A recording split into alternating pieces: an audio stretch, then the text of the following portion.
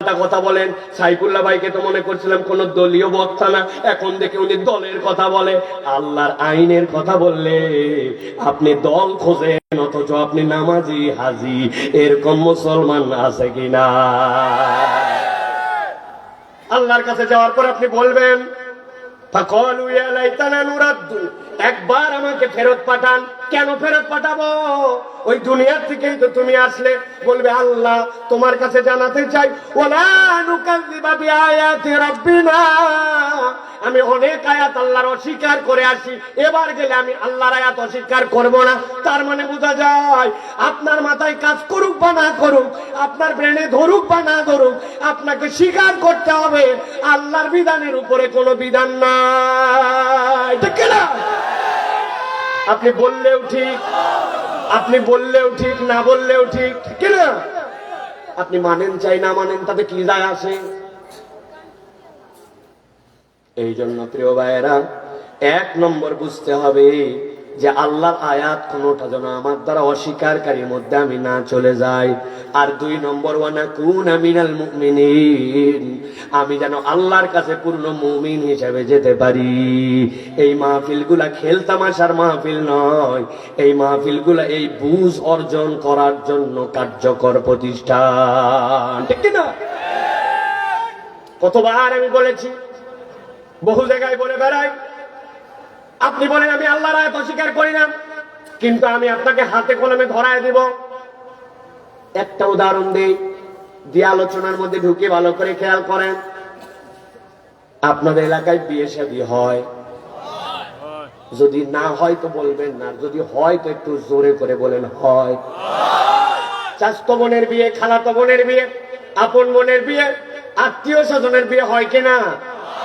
ইসলামের বিয়ের বিধানের মধ্যে তিনটা মাসালা। এক নম্বরে আল্লাহ রাব্বুল আলামিন বলছেন ওয়াতুন নিসা সাদুকাতিহিন্না নিহলা, তোমার জন্য দায়িত্ব হচ্ছে দেনমোহর একটা তোমাকে দিতে হবে। তোমার জন্য আল্লাহর পক্ষ থেকে এটা তোমার স্ত্রীকে দেওয়া তোমার জন্য ফরজ। দুই নম্বর তোমার জন্য ইজাব আর কবুল লাগবে, তথা তোমার বিয়ের মধ্যে একটা পক্ষ ইজাব দিবে আর একটা পক্ষ কবুল দিয়ে তোমাদের সমন্বয় করা লাগবে। আর আমার নবী বলছেন আউলিম ওয়ালাউ বিশাতিন, একটা ছাগলের বাচ্চা দিয়ে হলেও ছেলের বাড়িতে আনার পরে ওলিমার অনুষ্ঠান করা লাগবে। ইসলামের বিয়েতে যত আনন্দ, যত ফুর্তি, যত আয়োজন এই তিনটার মধ্যে সমাপ্ত। কিন্তু আমি জানতে চাই কুমিল্লায় আপনাদের এলাকায় এইটুকুর মধ্যেই কি বিয়ে শেষ হয়ে যায়?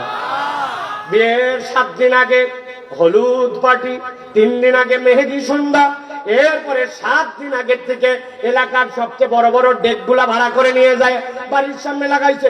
ডিস্টি ডিস্টি ডিস্টি ডিস্টি ডিস্টি ডিস্টি ডিস্টি আছে কিনা? ওই ঢিষ্টি ঢিষ্টি বাড়ির থেকে হাজী সাহেব আসছে মসজিদে, লোকজন মিলে ধরছে চাচা আপনার বাড়ির সবচেয়ে তো অবস্থা খারাপ, কি ব্যাপার? হাজী সাহেব মানুষ কি লাগাইছেন আপনি? মুরব্বী বলছে বাবা বেশি চিল্লাচিল্লি করিস না, তোরও 2টা বেটি আছে, বিয়া তোরও দেওয়া লাগবে। ছেলে পেলে মানুষ একটু করে আর একটা দিন সহ্য কর। এই কথা হয়তো মুরব্বী বলছে হাজী সাহেব, উনি যেই কথাটা বলছে কথাটা সিম্পল, কিন্তু এই কথাটার ধাক্কা কোথায় মারছে জানেন? উনি এর দ্বারা বোঝায় ইসলামের ইজাব কবুল, ইসলামের অনুষ্ঠান, ইসলামের অলিমা এইগুলা দ্বারা তার ফুলফিল হয় না। আনন্দ ফুর্তি করার জন্য বিজাতীয় সংস্কৃতি আল্লাহ যা পছন্দ করে না ওইগুলাও একটু করা লাগে। এই কথা যে বলে সে প্রকৃতার্থে আল্লাহর বিধানকে স্বীকার করে নাই, আল্লাহর বিধানকে না বুঝে হলেও অস্বীকার করেছে। আমি এরকম উদাহরণ আপনাদেরকে দিতে পারবো। প্রিয় ভাইরা, আল্লাহ রাব্বুল আলামিন এই জন্য বলছেন ও বান্দা ভালো করে বোঝো, এই যে কোরআন শোনার জন্য আসলে, এই কোরআন শুনলে তোমার লাভ আছে। আল্লাহ বলছেন ওয়াযাক্কির ফাইন্নাদ যিকরা তানফাউল মুমিনিন।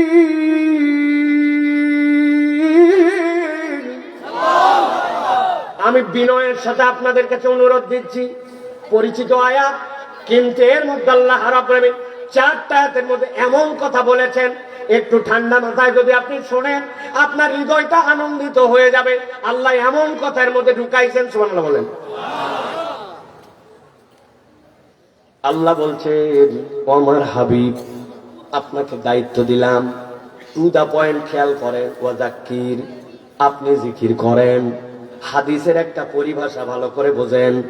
আপনারা মাহফিলের নাম দিয়েছেন ওয়াজ মাহফিল, আপনি মাহফিলের নাম দিয়েছেন তাফসীরুল কোরআন মাহফিল, ইসলামী মহাসম্মেলন, হালকায় জিকিরের মাহফিল, ইসালে সোয়াব, বলেন কিনা? কিন্তু নবীজি বলছেন যেই জায়গায় কোরআন সুন্নাহর আলোচনা হবে, আল্লাহ নবী ওই মাহফিলের একটা নাম দিয়েছেন আল্লাহর পক্ষ থেকে জেনে। ওই মাহফিলটার নাম হচ্ছে মাজালিসুল জিকির। কি মাজালিসুল জিকির? কেন মাজালিসুল জিকির বললেন? আল্লাহ কোরআনে নিজেই বলছেন ওয়াযাক্কির ফাইন্না যিকরা তানফাউল মুমিনিন। হে নবী, আপনি জিকির করেন, আল্লাহর স্মরণ করেন, কোরআনের হালাকা করেন, কোরআনের কথা যেটা জানেন ওইটা আবার তাদেরকে স্মরণ করান, কি লাভ? আল্লাহ বলছেন ফাইন্না যিকরা তানফাউল মুমিনিন। আমি আল্লাহ গ্যারান্টার হলাম, নিশ্চয়ই যে জিকির করতে বলা হয়েছে এইটার দ্বারা ঈমানদারদের উপকার হবেই হবে। আল্লাহু আকবার। কিন্তু আমরা কি জানি কোরআনের কি উপকার? বলে হুজুর এক অক্ষর পড়লে 10 সওয়াব, আল্লাহ চাইলে এটা বাড়াতে বাড়াতে 700 গুণ করে দিতে পারেন। আমরা মনে করছি এইটুকুই বোধহয় কোরআনের সওয়াব, এইটুকুই বোধহয় মাজালিসুল জিকিরের সওয়াব। খেয়াল করেন, আমি আপনাদের কাছে জিজ্ঞাসা করব 5 ধরনের প্রশ্ন, উত্তর দেওয়া লাগবে না, শুধু হৃদয় দিয়ে ভাববেন যে এই সমস্যাগুলো আপনাদের আছে কিনা। বিয়ে শাদী করছি, পরিবার নিয়ে যেরকম করে আমার হওয়ার কথা, কিন্তু পরিবারের মধ্যে আমার সুখ শান্তি নাই। পরিবারের মধ্যে যেরকম আমাদের মধ্যে স্বামী স্ত্রীর সম্পর্ক হওয়ার কথা, ঠোকাঠুকি লেগেই থাকে। উত্তর দেওয়া লাগবে না, উত্তর দিলে তো ঝামেলা করে দেবেন। আপনি যদি জোরে ঠিক বলেন তাহলে তো পাবলিক বুঝে ফেলবে আপনার বাড়ির ঝামেলা, বলার দরকার নাই। কিন্তু আমাদের সমাজের কম আছে কি নাই? সন্তানটা কথা শোনে না, সন্তানটা যেরকম কথা শোনার কথা সেরকম করে কথা শোনে না। আপনি ডাক্তার দেখান, তারপরেও কেন জানি রোগ ভালো হয় না। চাকরি বাকরি করে যা কামাই করতেছেন সেইটা কেন জানি আমার সাথে যতটুকু লাগবে ততটুকু ফুলফিল করে না। আমি এমন একটা জিনিস চাচ্ছি যে জিনিসটা অনেক দিন ধরে আল্লাহর কাছে কামনা করি, কিন্তু তারপরেও কেন জানি আমার জীবনে সেইটা মেলে না। আপনি একটু হিসাব মিলাই দেখেন, আমি যেই ক্রাইটেরিয়ার কথা বললাম, আপনার আমার জীবনে এরকম অপ্রাপ্তি, এরকম সমস্যা, এরকম মুসিবত প্রত্যেকের পরিবারে কম বেশি আছে কিনা? এবার খেয়াল করেন আল্লাহ রাব্বুল আলামিন কি বলছেন তারপরের আয়াতে কারিমার মধ্যে, ওয়ামা খালাকাতুল জিন্না ওয়াল ইনসা ইল্লা লিয়াবুদুন। আমার আল্লাহ বলছেন, এই দুনিয়ার মানুষ, আমি জিন এবং ইনসানকে কেবল আমার ইবাদতের জন্য সৃষ্টি করছি। আগের আয়াত আর পরের আয়াতের মধ্যে কোনো সামঞ্জস্য খুঁজে পাওয়া যায় না, কিন্তু সামঞ্জস্যটা কেমনে আছে খেয়াল করেন। দুনিয়ার মানুষ যদি এরকম ভাবে আমি আল্লাহর জন্য নামাজ পড়ি, আল্লাহর জন্য ইবাদত করি, অতএব আল্লাহর জন্য হজ করে, নামাজ করে, দান খয়রাত করে আল্লাহর বোধহয় বিরাট কোনো উপকার করে ফেলতেছি, বিষয়টা কি এরকম? ঈমান পরিষ্কার করেন। সারা দুনিয়ার মানুষ সবাই যদি আল্লাহর ইবাদত করে, আল্লাহর কিচ্ছু যায় আসে না। সকল মানুষ যদি আল্লাহ বলা ছেড়ে দেয়, আল্লাহর এক চুলো আল্লাহর মর্যাদা কমে না। আল্লাহু আকবার। আল্লাহ বলতেছেন একই কথা, দুনিয়ার মানুষ শোনো, মা উরিদু মিনহুম মির রিজকিন ওয়া মা উরিদু আইয়ুতইমুন। আমি তোমাদেরকে ইবাদতের জন্য সৃষ্টি করছি, তার মানে এটা মনে করো না যে আমি বোধহয় তোমাদের কাছে খাবার চাই, আমি বোধহয় তোমাদের কাছে রিজিক চাই। আল্লাহ শেষ করতেছেন কথা, ইন্নাল্লাহু হুয়ার রাজ্জাকু যুল কুওয়াতিল মাতিন।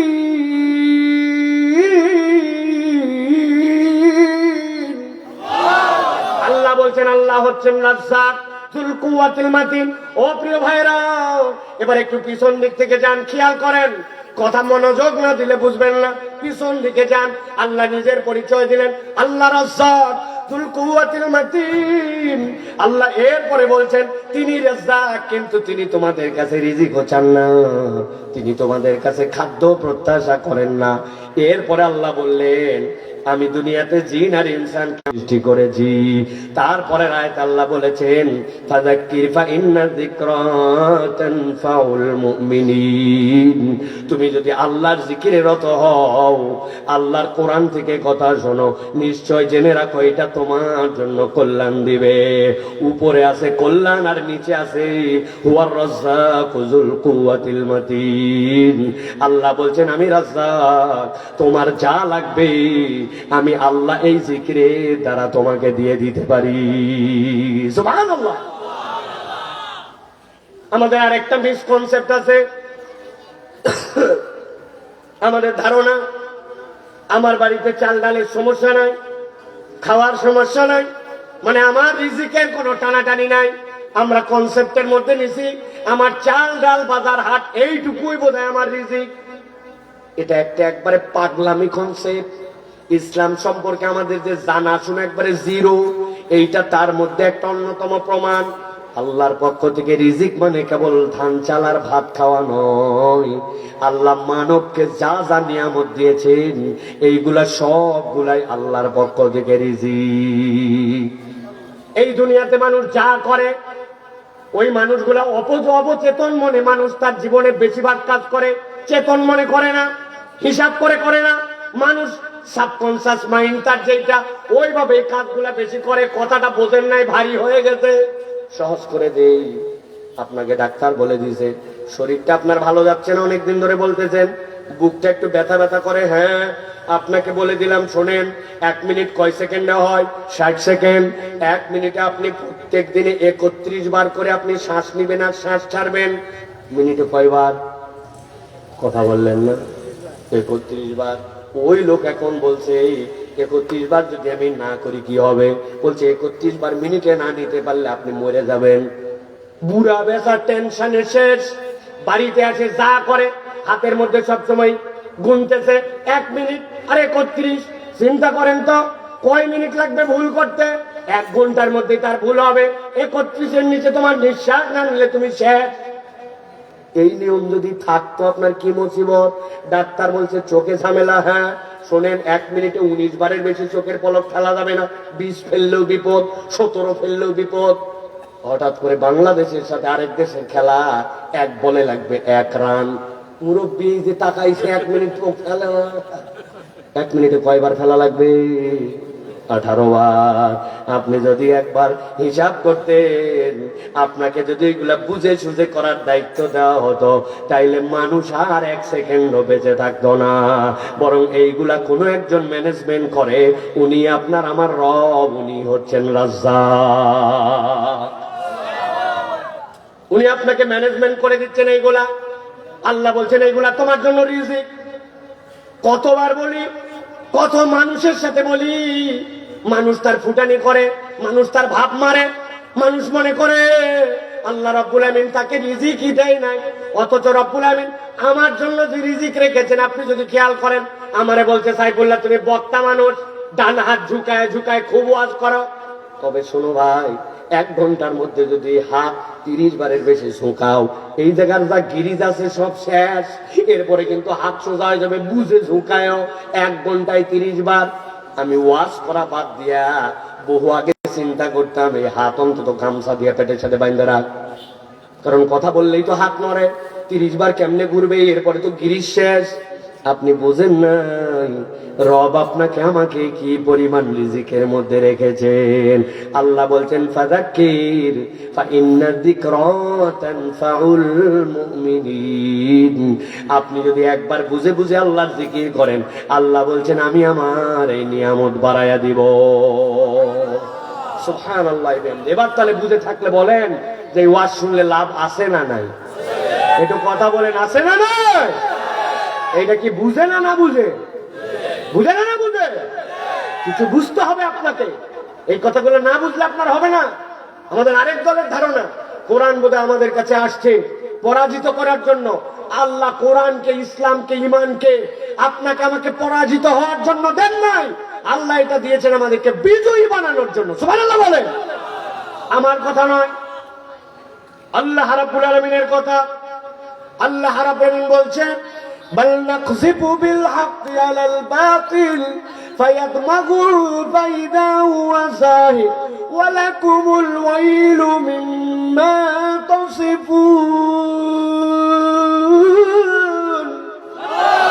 আমার রব্বুল আলামিন বলছেন, এই দুনিয়ার মানুষ ভালো করে বুঝে নাও, আমি রব্বুল আলামিন তোমাদেরকে যে হাজির করলাম, তোমরা যে ঈমানের উপরে আসলে, ইসলামকে তোমরা গ্রহণ করলে, এইটা তোমাদেরকে কল্যাণ দিবে।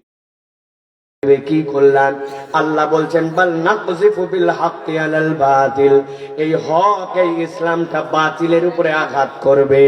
আল্লাহ বলছেন, আঘাত যখন করবে, আল্লাহ বলছেন এমন আঘাত করা করবে যে এই আঘাতটা এমন পয়েন্টে হবে যে এইটার কারণে আল্লাহ বাতিলকে নিশ্চিহ্ন করে দিবেন। আল্লাহ বলছেন ফায়াদমাগুহু, আরবিতে দামগুন শব্দের অর্থ আপনার ব্রেন, আপনার চেতনা, আপনার নৈতিকতা।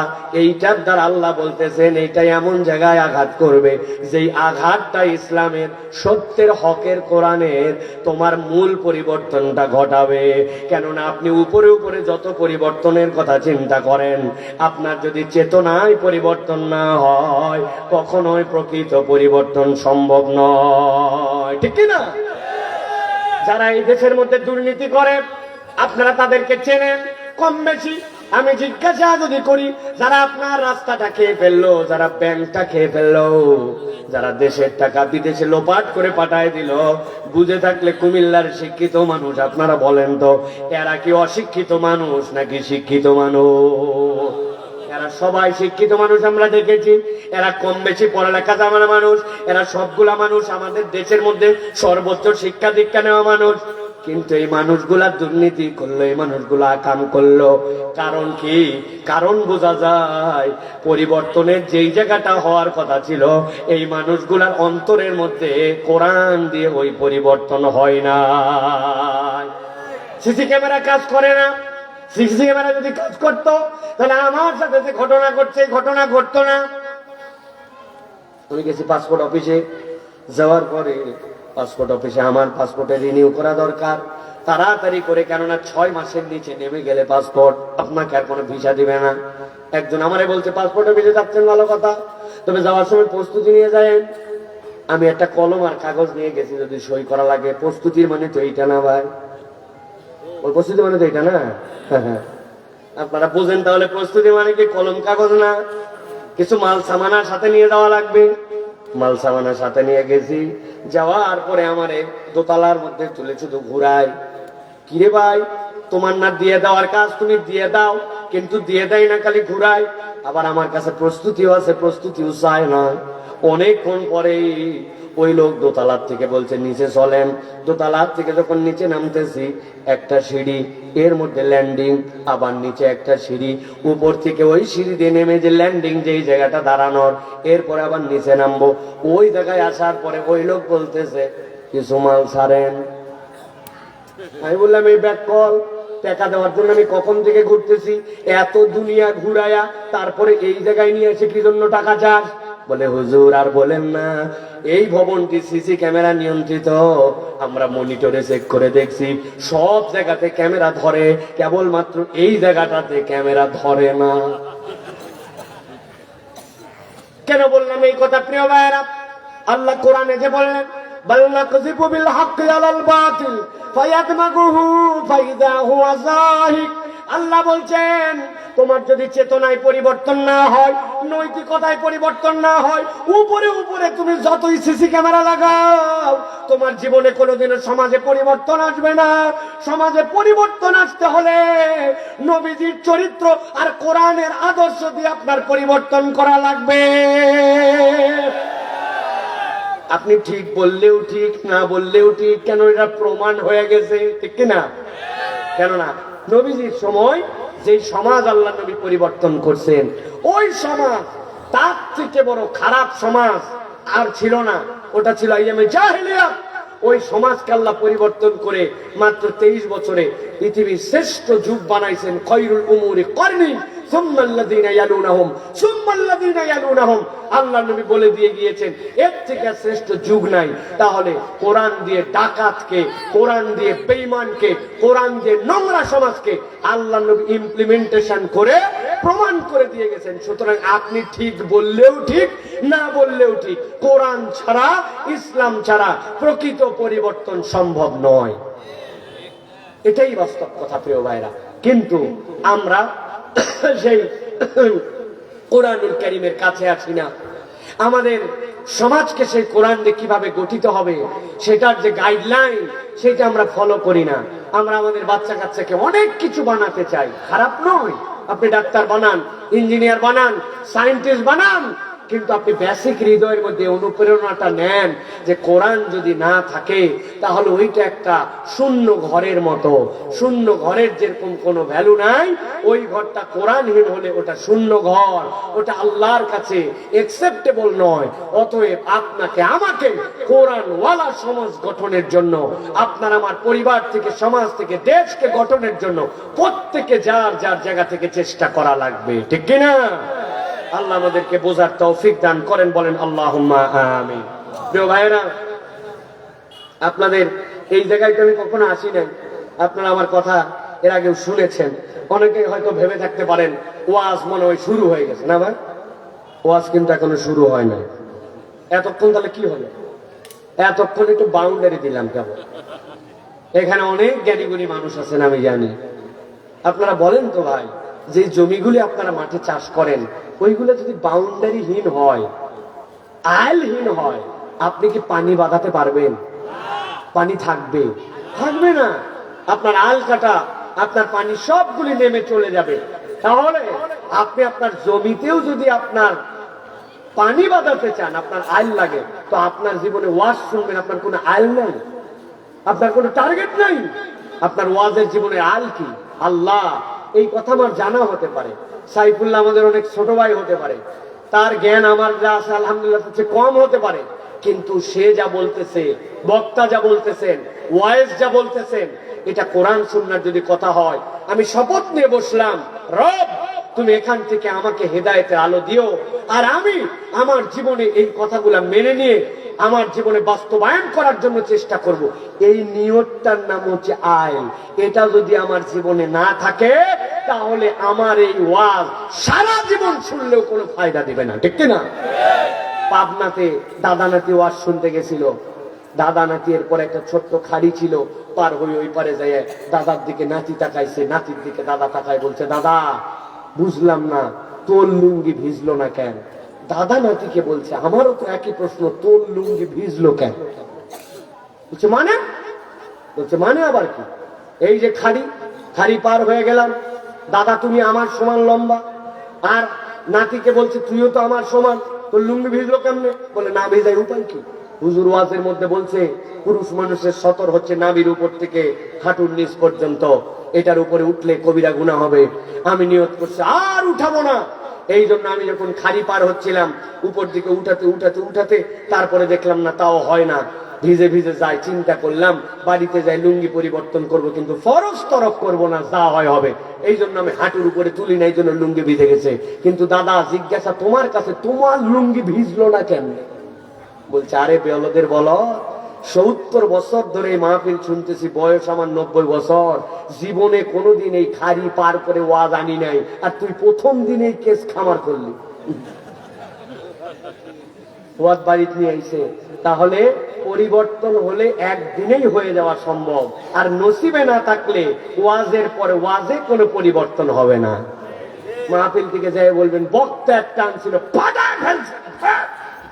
বউ হয়তো জিজ্ঞাসা করছে কি ফাটালো? বলছে তা বলতে পারবো, কিন্তু ফাটাইছে। এই যে ফাটাফাটি ওয়াজ, এই ফাটাফাটি ওয়াজ আমার জানা নাই। মেহেরবানি করে এই জন্য যতটুকু বলবো কোরআন সুন্নাহর আলোকে একটু বলার জন্য চেষ্টা করব। জ্ঞান সীমিত, কিন্তু নিয়ত যদি করি যে এটা আমার আপনার জীবনে পরিবর্তনের জন্য, আল্লাহ কাজে লাগাবো। আল্লাহ চাইলে আজকের ওয়াজকে আপনার আমার জান্নাতে যাওয়ার ওসিলা ইবাদত হিসেবে কবুল করে নেবেন, আল্লাহুম্মা আমিন। তবে মুরব্বীদের জন্য আনন্দের বার্তা, আপনাদের যাদের শরীর খারাপ লাগতেছে, মন ভালো লাগতেছে না, আপনারা বাড়িতে চলে যেতে পারেন। আমার শ্রোতা হচ্ছে তারা বয়সে ইয়াং, যারা 40-এর নিচে যারা, এইগুলো আমার শ্রোতা। কারণ আমার মুরব্বী থেকে আমি কি ওয়াজ করবো, উনারা আমার জন্মের আগের থেকে ওয়াজ শুনে, ঠিক কিনা? কিন্তু আমার ইয়াং যেগুলা, এগুলার বিরাট চেঞ্জ দরকার। এরা নিজেদেরকে জেনজি বলতেছে, এরা নিজেদেরকে আপডেটেড জেনারেশন বলতেছে, কিন্তু এরা অনেক দিক দিয়ে আগায় গেলেও আমরা দেখতে পাচ্ছি আমাদের সন্তানগুলা ইসলাম থেকে, কোরআন থেকে, নৈতিকতা থেকে অনেক দূরে চলে যাচ্ছে। মূর্খ বাপ মায়ের সন্তান আগে বাপ মাকে যে সম্মান দিয়েছে, বুকে হাত দিয়ে বলেন এখনকার সন্তানরা বাপ মাকে ওই সম্মান দেয়? হ্যাঁ, আগে বলতো বাপ মাকে দেখে সন্তানরা ভয় করত, আর এখন সন্তানকে দেখে বাপ মারা ভয় করে। মা বলছে আব্বারে সন্ধ্যার পরে বাড়িতে চলে আসিস। বুক ফুলায় উত্তর দিছে কখন বাড়িতে আসা লাগবে আমার জানা আছে, আর একবার যদি ফোন দাও বাড়িতে আসবো না। এই কথা শুনে বাপ মা বলছে বাবা যখন মন চাই তখন, তাও বাড়িতে আসিস অন্তত। মা বাপের বুকের ভিতর ধরপর ধরপর করে। এরকম সন্তান কুমিল্লাতে নাই। 200 টাকা দাও। কিসের 200 টাকা? বলতেছে চুল কাটা লাগবে। আরে 30 টাকা 40 টাকা হলে চুল কাটা হয়? কয় ওইগুলা বাজেটে ব্যাকডেটের চুল, আমি কাটি না। উনি কি কাটে? উনি শিয়াল কাট কাটে, কুত্তা কাট কাটে, বেজি কাট কাটে। তারপরে অনেক সময় কুত্তার ডায়রিয়া হয়, হওয়ার পরে পাতলা পায়খানা ওর লেজের মধ্যে লাগে, এরপরে রোদের মধ্যে লেজ শুকায় যায়। কুত্তার লেজ যখন বেঁকা হয় তখন গু লাগার কারণে ওই লোমগুলা যেরকম খাড়া খাড়া থাকে, উনিও মধ্যে এরকম কুত্তার ডায়রিয়ার লেজ শ্বাস দিয়া বাড়িতে আসে। বাপ মা বলছে এটা কুই চুল কাটছিস? বলছে বেশি কথা বলবে না, বাড়িতে থাকবো না। শেষে বলছে বাবা যা করিস করিস, বাড়ি ছেড়ে যাস না। আগে বাপ মাকে সন্তান ভয় করত, বুকে হাত দিয়ে কথা বলেন, এখন সন্তানকে দেখে বাপ মা ভয় করে। আপনি দুনিয়ার কোনো কিছু দিয়ে পরিবর্তন করতে পারবেন না। বলে কোরআনের মাহফিল যে লাভ হয় না, হিসাব মিলান। ওই যে কনসার্ট হয়, গানের অনুষ্ঠান হয়, ঢিষ্টি ঢিষ্টি হয়, কোনদিন শুনছেন যে কুমিল্লাতে বিরাট কনসার্ট থেকে আসার পরে, ক্রিকেট খেলার ফাইনাল দেখে আসার পরে, গান বাজনার অনুষ্ঠান থেকে আসে ওই ছেলে বাপ মায়ের অনুগত সন্তান হয়ে গেছে, তাহলে আব্বা আব্বা আব্বা বিনয়ী ভালো মানুষ হয়ে গেছে? এরকম আছে কোনদিন? আগে যেগুলা বিড়ি খেত না, ওই অনুষ্ঠানে যায় বিড়ি খাওয়া শিখছে, আর যেগুলা বিড়ি খেত ওগুলা বিড়ি খাওয়া বাদ দিছে। মনে করছেন ভালোই তো হয়েছে। জি না, বিড়ি খাওয়া বাদ দিয়ে কি করছে জানেন? বলছে দোস্ত বিড়িতে আর জোশ আসে না, জিনিস নিয়ে আইছে। কি? পকেটের ছোট্ট পুড়িয়ে বাড়ি করছে, বাড়ি করে কুচকুচ করে কাটছে, আর ওকে বলছে তুই সিগারেট ভিতরে মাল ফেলা। ওই সিগারেটের মধ্যে ঠোকা দিয়ে মাল ফেলায়, কুচকুচ করে মধ্যে ঢুকায়া এখন বলতেছে খেলা হবে। কি খেলা হবে? বলে 1 টাকা নিতে যেমন তেমন, 2 টানেতে রাজা, 3 টানেতে কুমিল্লা অঞ্চলে খাইছি যাহা উহার নাম গাঁজাখোর তৈরি হয়। আর ওয়াজ মাহফিলে আপনি আপনার সন্তানকে পাঠান না, এখান থেকে নামাজি হয়, এখান থেকে আল্লাহওয়ালা হয়, এখান থেকে বদমাইশ সন্তান আদর্শ বাবা মার সন্তানে রূপান্তর হয়। এটা প্রমাণিত সত্য, ঠিক কিনা? আপনি কোরআনের মাহফিলের দাম দেন না। তারপরে আমি সেই রকম কিছু কথাবার্তা আপনাদের কাছে বলার জন্য চেষ্টা করব ইনশাআল্লাহ। আপনারা যদি শুনতে চান, রাজি আছেন ইনশাআল্লাহ? কারা কারা রাজি আছেন হাত তোলেন। বলবেন হুজুর 44 মিনিট ওয়াজ করছেন, কেবল হাত তোলালেন। হ্যাঁ, হাত সোজা করেন। হাতগুলাও তো বাঁকা হয়ে গেছে। এই সকলের সাথে মিল তাল করে কথা বলবে। আন্দাজে হইতে করতেছে কেন? হাত সোজা করেন, শক্ত করে হাত সোজা করেন। হয় না? হাত নামান, সবাই একসাথে নামান, একসাথে উঠাতে হবে। আবার সবাই একসাথে উঠাবেন। ওঠান, হাত সোজা করেন। হ্যাঁ, হয় নাই, আরেকটা চান্স দিলাম। এই আপনার কি সমস্যা? হাত সোজা করবেন। বগল কুতকুতি দিচ্ছে নাকি কেউ আপনার বগল? আপনারে না বাবা, এই যে সামনেরটা। হ্যাঁ, ছোটা। হ্যাঁ, আবার রেডি করেন, হাত নামান। নামাই একসাথে সকলকে তুলতে হবে। রেডি সবাই? রেডি? হাত সোজা করেন। হ্যাঁ, এবার একটু পিছন দিকে টানা দেন। হ্যাঁ, ডানে বামে একটু নড়াচড়া দেন, নড়াচড়া দেন। হ্যাঁ, পিছনে টানা দেন। বুকটা ফুটছে, সোজা করেন, সোজা। হ্যাঁ, এবার গলাটা একটু পরিষ্কার দেন। গলা সোজা সোজা সোজা করেন, হাত সোজা করেন, সোজা করে গলা পরিষ্কার দেন। হয় নাই? ভালো করে আর একটু। হ্যাঁ, মাশাআল্লাহ, হাত সোজা করেন, সোজা। এবার ডানে বামে তাকায় দেখেন কাদের হাত সোজা হয় না, হাতগুলো সোজা করা লাগবে। হাত সোজা করছেন সবাই? ডানে বামে তাকান, একটু দেখেন না। সেরাগুলো দেখে নেন। হ্যাঁ, এই দেখেন, মাশাআল্লাহ, হাত টান করেন। আমার মতো সোজা একজন করতে পারতেছেন? এই যে দেখেন, এই কান বরাবর এইরকম না, সোজা হবে। হ্যাঁ, এবার হয়েছে। হাতগুলো একটু হাতটা নড়াচড়া দেন, মাশাআল্লাহ। এদিক ওদিক নড়াচড়া দেন, নড়াচড়া দেন। দিচ্ছেন? অনেকে লজ্জা পাচ্ছে। লজ্জার কি আছে রে ভাই? হাত সোজা করেন, গলা পরিষ্কার দেন। এবার হাতটা বুক বরাবর নেন, এই বরাবর নিছেন। এবার ওয়াজ হবে এইভাবে। রেডি আছেন না? বুক বরাবর ধরে এবার হিম্মতের সাথে ওয়াজ হবে। রেডি আছেন সবাই? এবার আকাশ বাতাস মুখরিত করে আমরা একটা তাকবীর দিতে চাই। পারবেন ইনশাআল্লাহ? যারা পারবেন না তারা বলেন আল্লাহুম্মা আমিন। আহা, সলিড লোক, ঠিক না বাবা? পারবে না আগেই বলে দিচ্ছে। আচ্ছা, ভুলে কইছি কিনা এবার প্রমাণ হবে। যারা এবার বলেন, যারা আল্লাহর নাম জীবনে এরকম করে নেন নাই, এরকম একটা ফাটাফাটি আল্লাহর নাম নিতে হবে। যারা পারবেন না তারা বলেন আল্লাহুম্মা আমিন। সবাই পারবেন বলছেন আপনারা? কিন্তু কুমিল্লা অঞ্চলে এরকম লোক আছে, আমি তো নতুন না, পুরাতন, সারা দেশ আছে। আপনি হাজার পাম্পট্টি দেন, দিয়ে বলবেন ভাই একটু জোরে জোরে তাকবীর দেন। আপনি দিবেন লিল্লাহে তাকবীর, উনি দিবেন আল্লাহ। ব্যাটারি ব্যাটারি সব ফেল। এরকম লোক আছে কিনা ভাই? ব্যাটারি ফেল, সারা দেশ এই পার্টি আছে। আপনি পাম পট্টি দিয়ে ওনাদেরকে আল্লাহর নাম জোরে বলাতে পারবেন না, আছে কিনা? কারণ শয়তান চায় না আল্লাহর নামটা তার মুখ দিয়ে জোরে করে বের হোক। কেননা জোরে আল্লাহর তাকবীর বের হলে শয়তান ওই অঞ্চলে থাকতে পারে না। এখন আপনার সাধ্য অনুযায়ী আমার মাহফিল আছে ফেব্রুয়ারি 28 তারিখ পর্যন্ত। আপনার মাহফিল কবে? কালকে আবার আছে এই জায়গায়। আপনার গলা থাকলেই কি আর গেলেই কি? আপনাকে একটা আকাশ বাতাস মুখরিত করে তাকবীর দিতে হবে। হাত কিন্তু বুক বরাবর রাখতে বলছিলাম, আপনারা বহু তাকে নামায় হালাইছিলেন। একটা আকাশ বাতাস মুখরিত করে তাকবীর দিতে হবে। পারবেন ইনশাআল্লাহ? বাহিরে অনেক মানুষ মনে করতেছে কি জানেন ভাই, মনে হয় সেও আসে নাই, মাহফিলেও বোধহয় লোক নাই। আসলে যে মাহফিলের ভিতরে আর বসার কোনো জায়গা নাই, এইটা কিন্তু মানুষ বুঝতেছে না, ঠিক কিনা ভাই? কত লোক আছে না, নিজের যা অবস্থা ও মনে করতেছে সকলের তাই অবস্থা। আবার নিজে যদি না দেখে তাহলে মনে করে কেউ দেখে না। রাস্তার ধারে যেগুলো পায়খানা করে ওইগুলো মুখ এরকম করে করে, আর পিছনে সবাই দেখতেছে, কিন্তু নিজেকে নিজে দেখে না, মনে করছে আমার পেছন কেউ দেখতেছে না, আছে কিনা?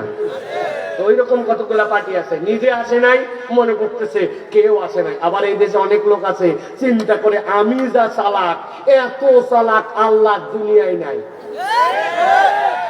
এক নাপিতের কাছে এক লোক চুল কাটাতে গেছে, যাওয়ার পরে এখন ওই নাপিত চুল কাটতেছে, হঠাৎ করে নাপিত ওই কাস্টমারকে বলতেছে যে ভাই আমাদের এলাকায় একটা বোকার বোকা আছে, আপনি দেখবেন।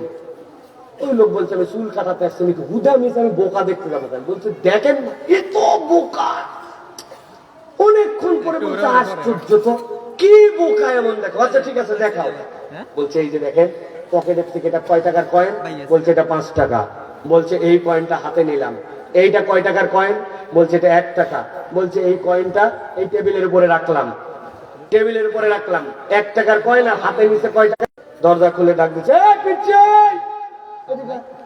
পিচ্ছি আসছে। পিচ্ছি আসার পরে বলছে, একটা পিচ্ছি ভিতরে ঢুকছে, ঢুকার পরে বলছে এই দেখ হাতে 5 টাকা, টেবিলে 1 টাকা, কোনটা নিবি? বলছে টেবিলেরটা। টেবিলেরটা বলা মাত্র 1 টাকা দিয়ে ওরা বিদায় করে দিচ্ছে। বলছে দেখছেন বলছিলাম না কেমন বোকা। 5 টাকার কয়েন জলজান্ত দেখালাম আর 1 টাকা নিয়ে চলে গেল, 5 টাকা আমার হাতে রেখে গেল, কেমন বোকা। ওই লোক চিন্তা করছে তাই তোরে 5 টাকা জলজান্ত দেখে না নিয়ে 1 টাকার কয়েন নিয়ে চলে গেল। যাই হোক চুল টুল কাটা শেষ। এরপর নাপিতের দোকানতে বের হয়ে দেখে ওই পিচ্ছি যেটা 1 টাকা নিয়ে গেছে ও একটা আইসক্রিম চুষতেছে আর মাঠের পাশে ঘুরে বেড়ায়। ওই লোক ডাক দিচ্ছে, হ্যাঁ পিচ্ছি এদিকে তো, তুই তো বোকা কেন? বলছে কেন? বলছে ওই লোক ভিতরে নিয়ে যায় 5 টাকার নোট দেখালো আর 1 টাকা দেখালো, তুই 5 টাকা না নিয়ে তুই 1 টাকা নিয়ে চলে আসলি, তুই বোকা কেন? বলছে ও এই জন্য আমাকে ডাকছেন। তাহলে কথা শোনেন, এই যে চালাক বোকার খেলা, এটা বিগত 3 মাস ধরে চলিতেছে। এই খেলা দেখাতে যে উনার 3 মাসে 90 টাকা গেছে।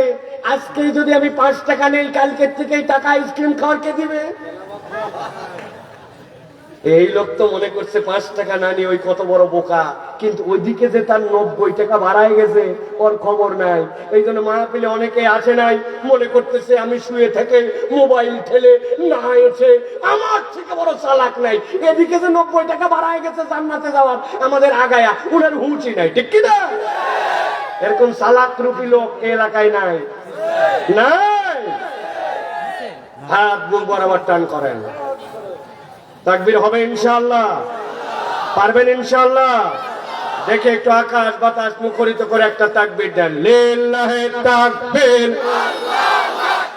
লিল্লাহি তাকবীর। আল কোরআনের আলো, আল হাদিসের আলো, তোমার নেতা আমার নেতা, তোমার নেতা আমার নেতা, তোমার নেতা আমার নেতা। আলেম ওলামা যেখানে, লিল্লাহি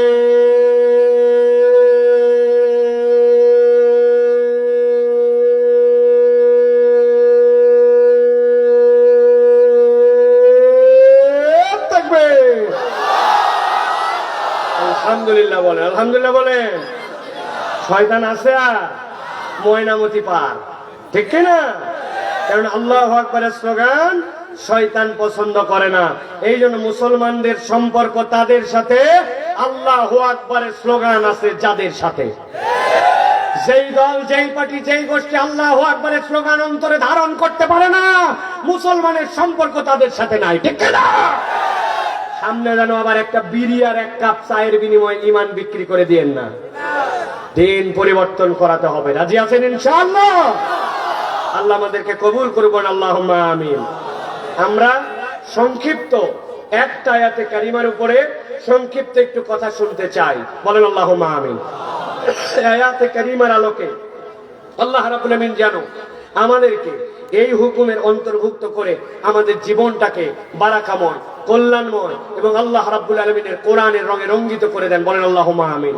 বিতাড়িত শয়তান থেকে আশ্রয় প্রার্থনা করে সমস্বরে সকলে দাঁড়িয়ে বসে দূরে কাছে মা বোনেরা ঘরে যে যেখানে সকলে আমার সাথে পড়েন আওয়াজ করে, আউযু বিল্লাহি মিনাশ শাইতানির রাজিম, বিসমিল্লাহির রাহমানির রাহিম।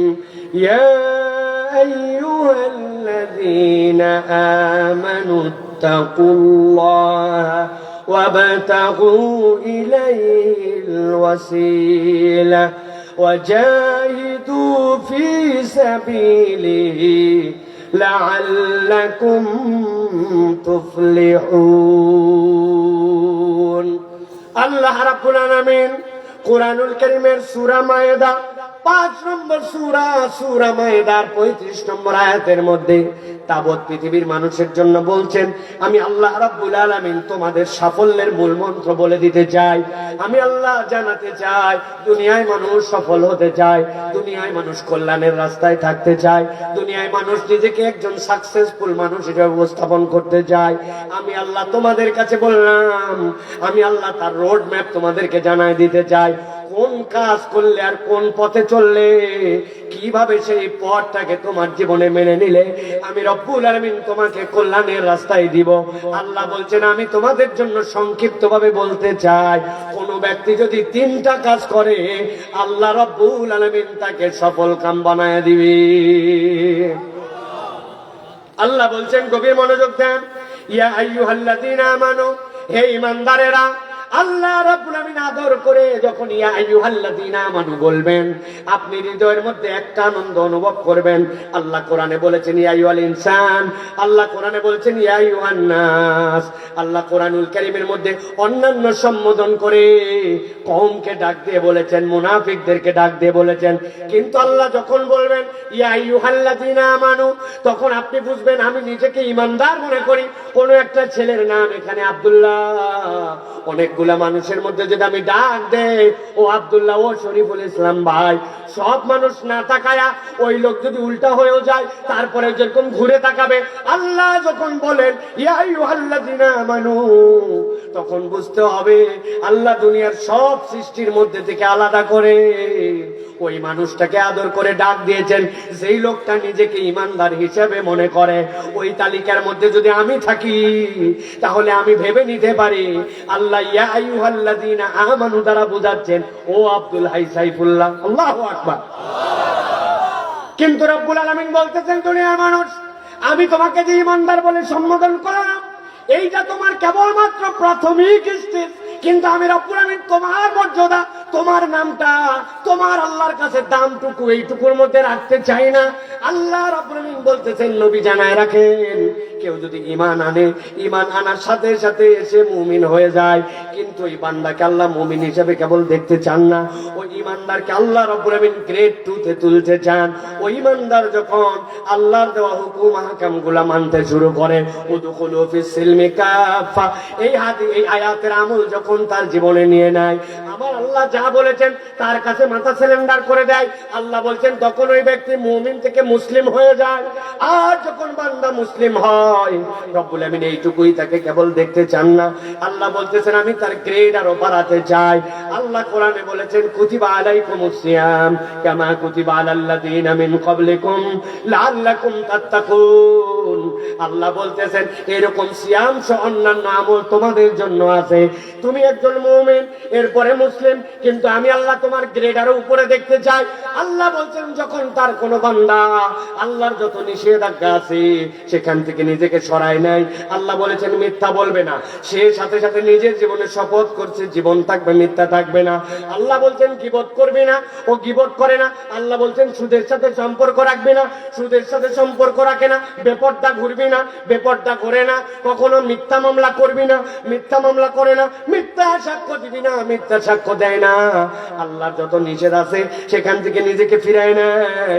আল্লাহ বলছেন আমার বান্দা মুমিন, এরপরে মুসলিম, এরপরে আমার বান্দাকে আমি তখন গ্রেড 3, আমার বান্দাকে আমি মুত্তাকি হিসাবে কবুল করে নেই। সুবহানাল্লাহ। কিন্তু আমার বান্দাকে কেবল মুত্তাকি হিসাবে কেবল দেখতে চাই না, আমি আমার বান্দার মর্যাদা আরো বাড়াতে চাই। আল্লাহ বলছেন আমার বান্দাকে আমি ওই লেভেলে দেখতে চাই যে লেভেলের উপরে আর কোন বান্দার স্টেজ নাই। সেইটা কি? আমার বান্দা এমন কাজ করে যেই কাজ করলে আল্লাহ রাব্বুল আলামিন খুশি হন, কিন্তু এই কাজ না করলেও আল্লাহও খুশি হন না। আমার বান্দা শেষ রাত্রে উঠে তাহাজ্জুদ পড়ে, কেউ যদি চায় তাকে দান খয়রাত করে। আমার বান্দা সব সময় মানুষের জন্য কল্যাণকর আচরণ করে, সুন্দর হাসি মুখে কথা বলে, অপরের কল্যাণে ছুটে চলে, আল্লাহর দিন যেন বিজয়ী হয় তার জন্য চেষ্টা করে। আল্লাহ রাব্বুল আলামিন কোন বান্দা যখন ভালো কাজে প্রতিযোগিতা করে, আল্লাহ বলছেন ওই বান্দাকে যখন আমি গ্রেড 4 এ আনি, ওই বান্দার নাম হয় তখন মুহসিন। সুবহানাল্লাহ। আল্লাহ কোরআনে বলছেন, এবার খেয়াল করেন, ইয়া আইয়ুহাল্লাযিনা আমানুত্তাকুল্লাহ, ও ঈমানদারেরা তোমরা যদি সফল হতে চাও, 1 নম্বর তোমাদের দায়িত্ব হচ্ছে তোমরা আল্লাহ রাব্বুল আলামিনকে ভয় করে চলো। আল্লাহকে ভয় করার মানে কি? আল্লাহ রাব্বুল আলামিনকে ভয় করে চলার অনুপ্রেরণার মানে কি? হযরত ওমর ফারুক রাদিয়াল্লাহু তাআলা আনহু, তার কাছে একজন সাহাবী এসে বলছে, খলিফাতুল মুসলিমিন আমিরুল মুমিনিন, তাকওয়া তো বুঝি, কিন্তু তারপরে আপনার কাছে জানতে চাই তাকওয়ার সহজ কোন সংজ্ঞা আমাদেরকে একটু শিখাই দিবেন নাকি? হযরত ওমর ফারুক বলতেছেন, ও আমার ভাই, তুমি কি কখনো এমন কোন পথ দিয়ে গেছো যে এই পথটা একটা গিরিখাত, 2টা পাহাড়, মধ্যে দিয়ে একটা চিকন গলির মতো রাস্তা, আর ওই রাস্তার মধ্যে চলার অবস্থাতে আশপাশে অনেক কাঁটাওয়ালা গাছ আছে। যদি এরকম গিরিখাতে চলো আর সেই রাস্তায় যদি কাঁটাওয়ালা গাছ থাকে, তখন তুমি কেমন করে চলো বলো তো? বলে, আমিরুল মুমিনিন, আমি সাবধানে চলি, যেখানে বাড়ি খাবো মাথা ওখানে মাথা নামাই ফেলি, যেখানে তোলা লাগবে সেখানে তুলে ফেলি, আর কাপড় চোপড় গুলা খুব জড়সড় হয়ে চলি, কোনোভাবে যেন কাঁটার মধ্যে বেঁধে যে আমার কাপড়টা আটকায় না যায়। হযরত ওমর ফারুক বলছেন, তোমার দুনিয়ার জিন্দেগিটাও এমন হবে, আল্লাহ যা পছন্দ করেন তুমি সেখান থেকে সংগোপনে নিজেকে বাঁচায় বাঁচায় চলবে। তোমার চলার পথ যদি এটা হয়, তাহলে ওইটাই হচ্ছে তোমার তাকওয়ার পথ। সুবহানাল্লাহ। কিন্তু বান্দার অবস্থা এমন হয়েছে, হালাল হারাম মানে না, হালাল হারামের বিবেচনা করে না। দুনিয়াদার আমরা নিরেটা মনে হয়ে গেছি, হালাল হারামের চিন্তায় আমাদের মাথার থেকে উঠে গেছে। দাড়িওয়ালা, টুপিওয়ালা, নামাজি, কিন্তু এমন কাজ করে আশ্চর্য হয়ে যায় মানুষ। কথা ঠিক কিনা? আপনার জমির সাথে জমি লাগানো, হাজার হাজার বার এই কথা আমি বলেছি। এত বড় দাড়ি, গায়ের মধ্যে জুব্বা, মসজিদে প্রথম কাতারে থাকে, ফজরের নামাজের পরে কান্দের মধ্যে কোদাল নিয়ে মাঠের দিকে রওনা হয়েছে। লোকজন বলছে এত সকালে মুরব্বী কই যান? বলছে বাবা রে, আমার জমি আলটা একটু কাটতে যায়, বেশি রোদ উঠলে আমার বয়স হয়ে গেছে, আর কাজ করতে পারি না, এই জন্য সূর্য উঠার আগে কাজ করে ফিরে আসতে চাই। আসলে মুরব্বীর উদ্দেশ্য অনেক সময় 2 নম্বর হয়। উনার সাথে যার জমি লাগানো, ওই পারের জমিওয়ালা এখনো আল কাটতে পারে নাই। ওই পারের লোকের আল কাটার নামে উনি আল কাটার নাম করে জমিটা 4 আঙ্গুল ঠেলতে চায়। এরকম লোক কুমিল্লা অঞ্চলে নাই। তাইলে আপনি কেমনে আল্লাহর কাছে পার পাবেন? আপনার জমির 1 বিঘার খাজনা খারি সব ঠিক, কিন্তু ওই যে মাত্র এতটুকু আপনি বাড়াইছেন, এখানে একটা গোজ, এখানে একটা গোজ, এখানে একটা গোজ, এরকম করে 100টা হয়তো গোজ দিচ্ছেন। ওই 100টা গোজ থেকে 2 কেজিও ধান হয় না, কিন্তু আপনার হালাল হারাম মিশে গেছে। বান্দা হালাল হারামের বিবেচনা করে না। এরকম আমাদের মধ্যে ইমানদার নামদারি অনেক মুসলমানও আছে কিনা? মক্কা শরীফে যে খানায় কাবার সামনে কান্নাকাটি জুড়ে দেয়, আল্লাহ, কান্নার ঠালায় মানুষ অবাক। হাজী সাহেব এত কান্দে কেন? খেয়াল করে একজন দেখছে হাজী সাহেব কি বলে, আল্লাহ, হজে আসার আগে আমার ছেলে মেয়েদেরকে নিয়ে অনুষ্ঠান করছিলাম। 20 বিঘা জমি ছিল আমার, 2 ছেলে 2 মেয়ে। মেয়েদেরকে সোনা দিব, গলার মালা এনে দিব, বিয়ে দেওয়ার সময় খরচ হয়েছে। এইগুলা কথাবার্তা বলে 2 মেয়েকে 3 বিঘা জমি, আর বাকি ছেলেদেরকে 17 বিঘা জমি ভাগ করে দিতে। আল্লাহ, কাজটা ঠিক হয় নাই, কানাই কাবার সামনে আসছি, মেহেরবানি করে মাফ করে দে। আছে কিনা? বান্দার হক নষ্ট করে, মসজিদে দান করে, মাদ্রাসায় দান করে, বারবার উমরা হজে চলে যায়, নিজের ছেলে মেয়ের মধ্যে বেইনসাফ করছে। বুঝে থাকলে বলেন তো, ইমানদার হলেও ও কি আল্লাহর কাছে মুত্তাকি হতে পারছে? এরকম লোক আমাদের এলাকায় আছে কিনা? আছে? খবরদার আর আছে বলবেন না, বলবেন আমরা আছে। নিজেদের পেটের মধ্যে গুণী আছে আছে লাগাইছি। প্রত্যেকে আমরা এরকম সুযোগ সন্ধানী মুসলমান, ধান্দাবাজ। আমরা মুত্তাকি হই না। অল্প একটু সুযোগ পাইলে আমরা তাকওয়ার পথ থেকে অন্যদিকে চলে যাই। নবীজির কাছে একজন সাহাবী এসে বলছে, ইয়া রাসূলুল্লাহ, এই যে আমার ছেলে, আমি তাকে বড় ভালোবাসি। তো ভালোবাসো তো কি হয়েছে? বলে, আমি তার জন্য একটা গোলাম রেখে দিয়েছি। নবীজি বললেন, তোমার আর কোনো ছেলে পেলে আছে? ইয়া রাসূলুল্লাহ, আছে। তাদেরকে গোলাম দিছো না? নবীজি বললেন, শোনো, সবার জন্য গোলাম দাও, অথবা তোমার সন্তান থেকে গোলাম ছুটায় না। এক মায়ের পেটের সন্তান, তোমার ভালোবাসা কম বেশি অন্তরে থাকতে পারে, বাহিরে তুমি কখনো বিভেদ সৃষ্টি করতে পারবে না। অনেক হাজী সাহেব, গাজী সাহেব আছে, যেই ছেলেরে ভালোবাসে তারে জমি জমা লিখে দিছে, আর বাকিগুলারে ফাঁকি মারে, আবার মসজিদে এসে তসবিহ টেপে। আপনি এখনো আল্লাহর হক ঠিক মতো বুঝতে পারেন না, ঠিক না? 2 নম্বর মুসলমান আপনি।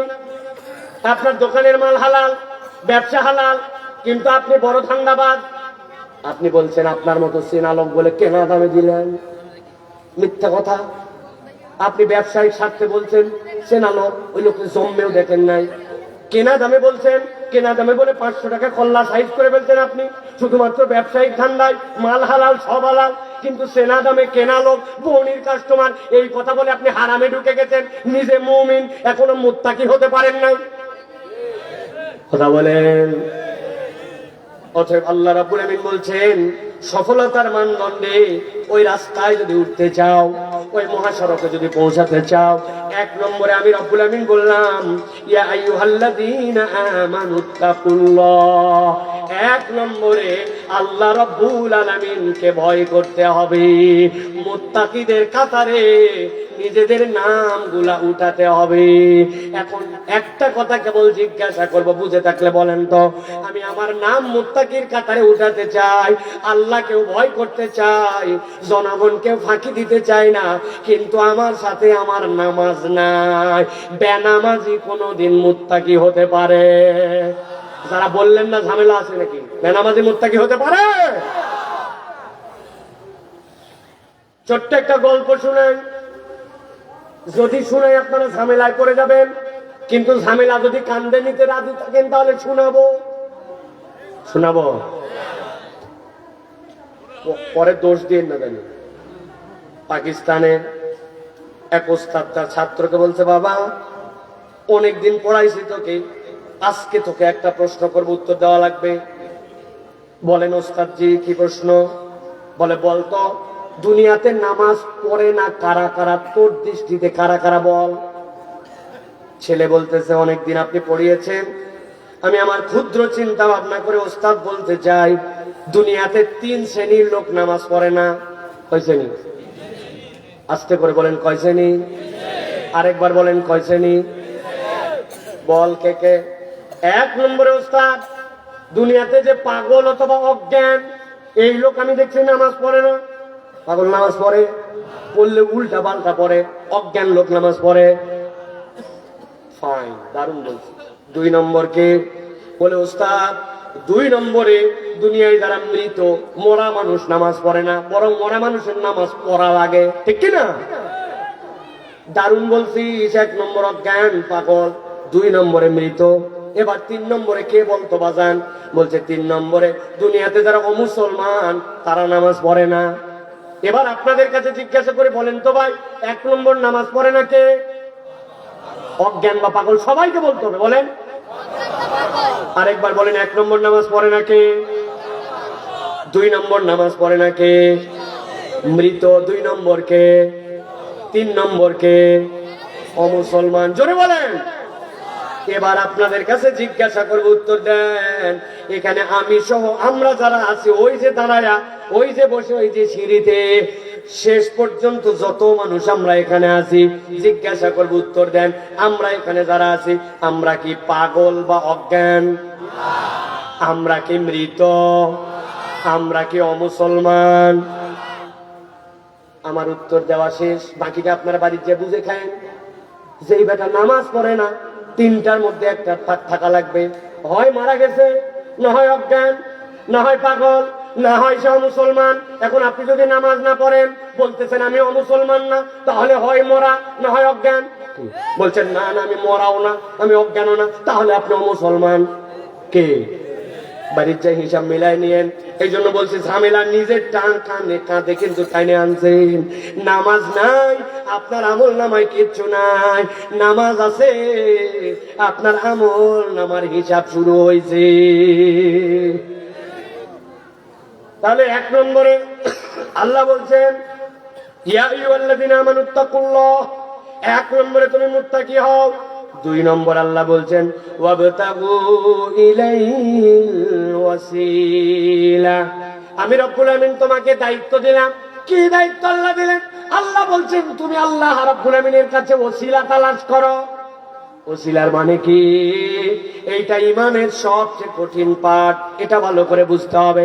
মুফাসসিরে কেরাম বলছেন, দুনিয়ার বুকে আল্লাহর কাছে ওসিলা মানে আল্লাহর ইবাদতের দিকে তুমি নিবিষ্ট হও। আর আল্লাহর কাছে যদি চাও তুমি কিছু, তাহলে আল্লাহর কাছে তোমার ইবাদতের ওসিলা বানাও।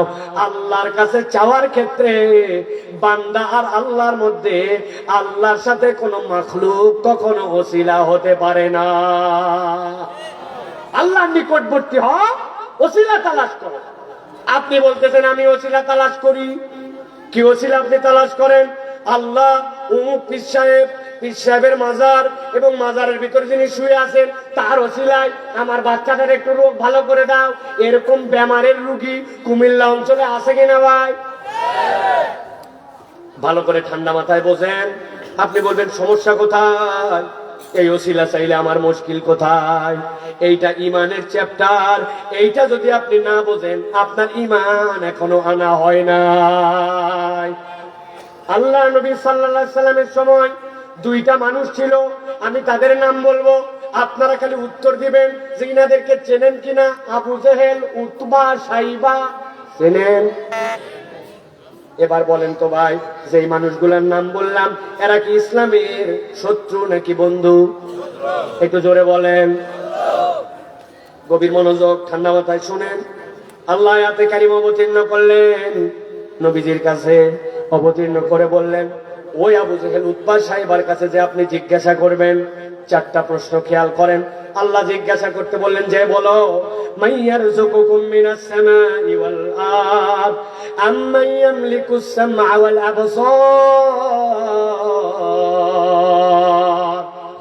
আল্লাহ বললেন যে জিজ্ঞাসা করবেন, এই আবু জেহেল, আসমান জমিন থেকে তোমাকে রিজিক দেয় কে? আপনাদের কাছে জিজ্ঞাসা করে নাই, আবু জেহেল, উতবা, সাইবার কাছে গভীর মনোযোগ দেন। আল্লাহ বলছেন জিজ্ঞাসা করবেন আসমান জমিন থেকে রিজিক দেয় কে?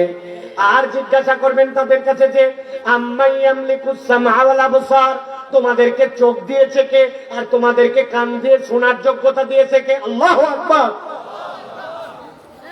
আপনার কত অঙ্গ আছে?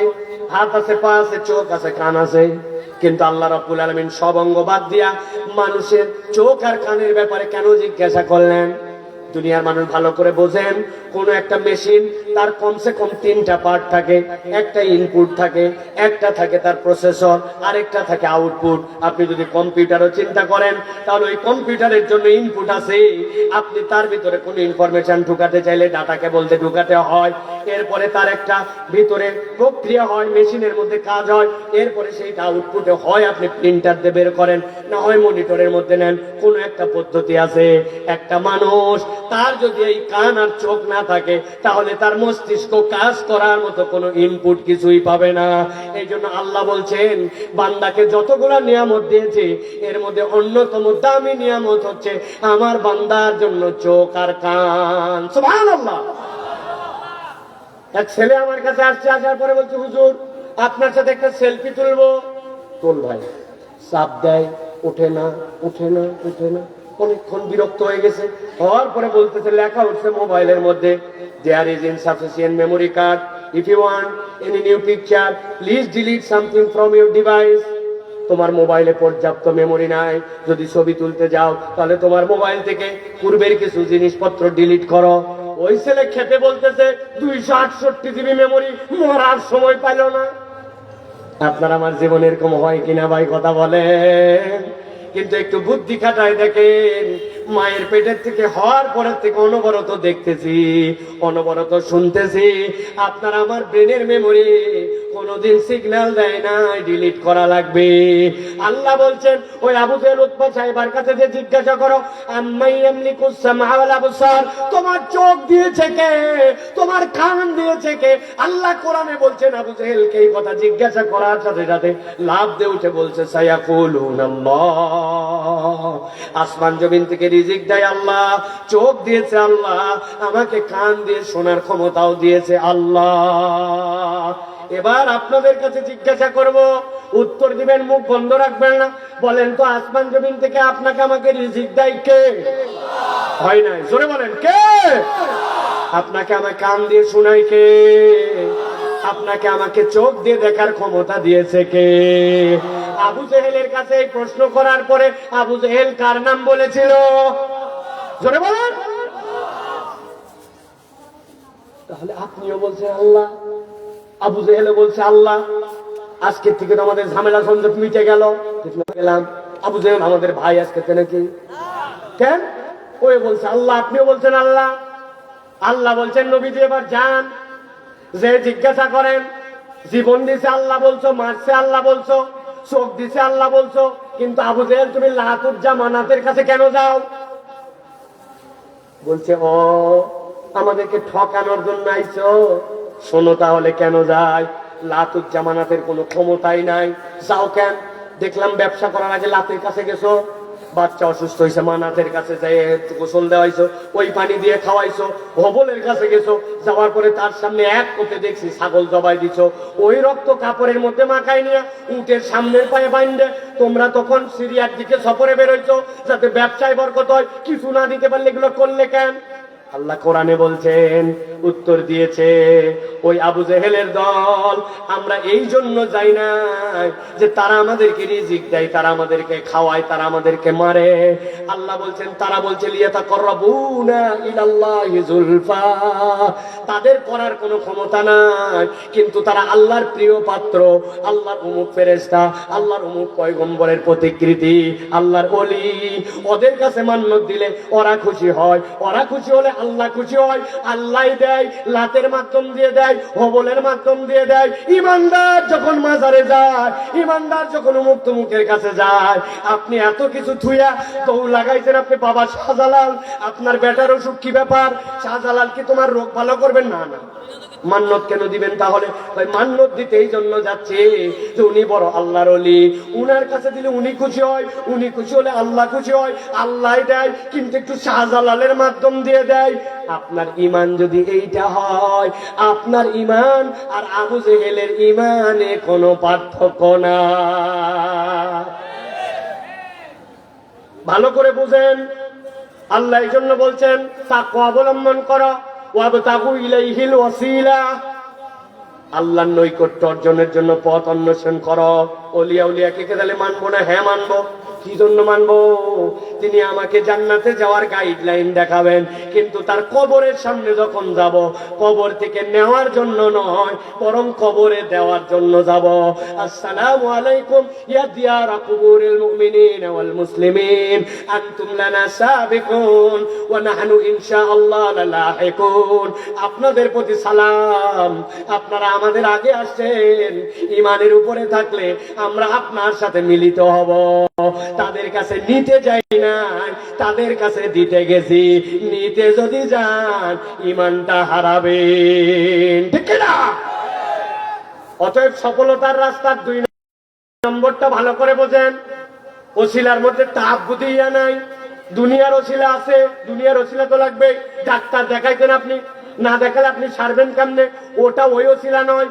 ডাইরেক্ট আল্লাহর সাথে চাওয়ার মধ্যে, বান্দার সাথে মধ্যে কোনো মধ্যস্থতা নাই।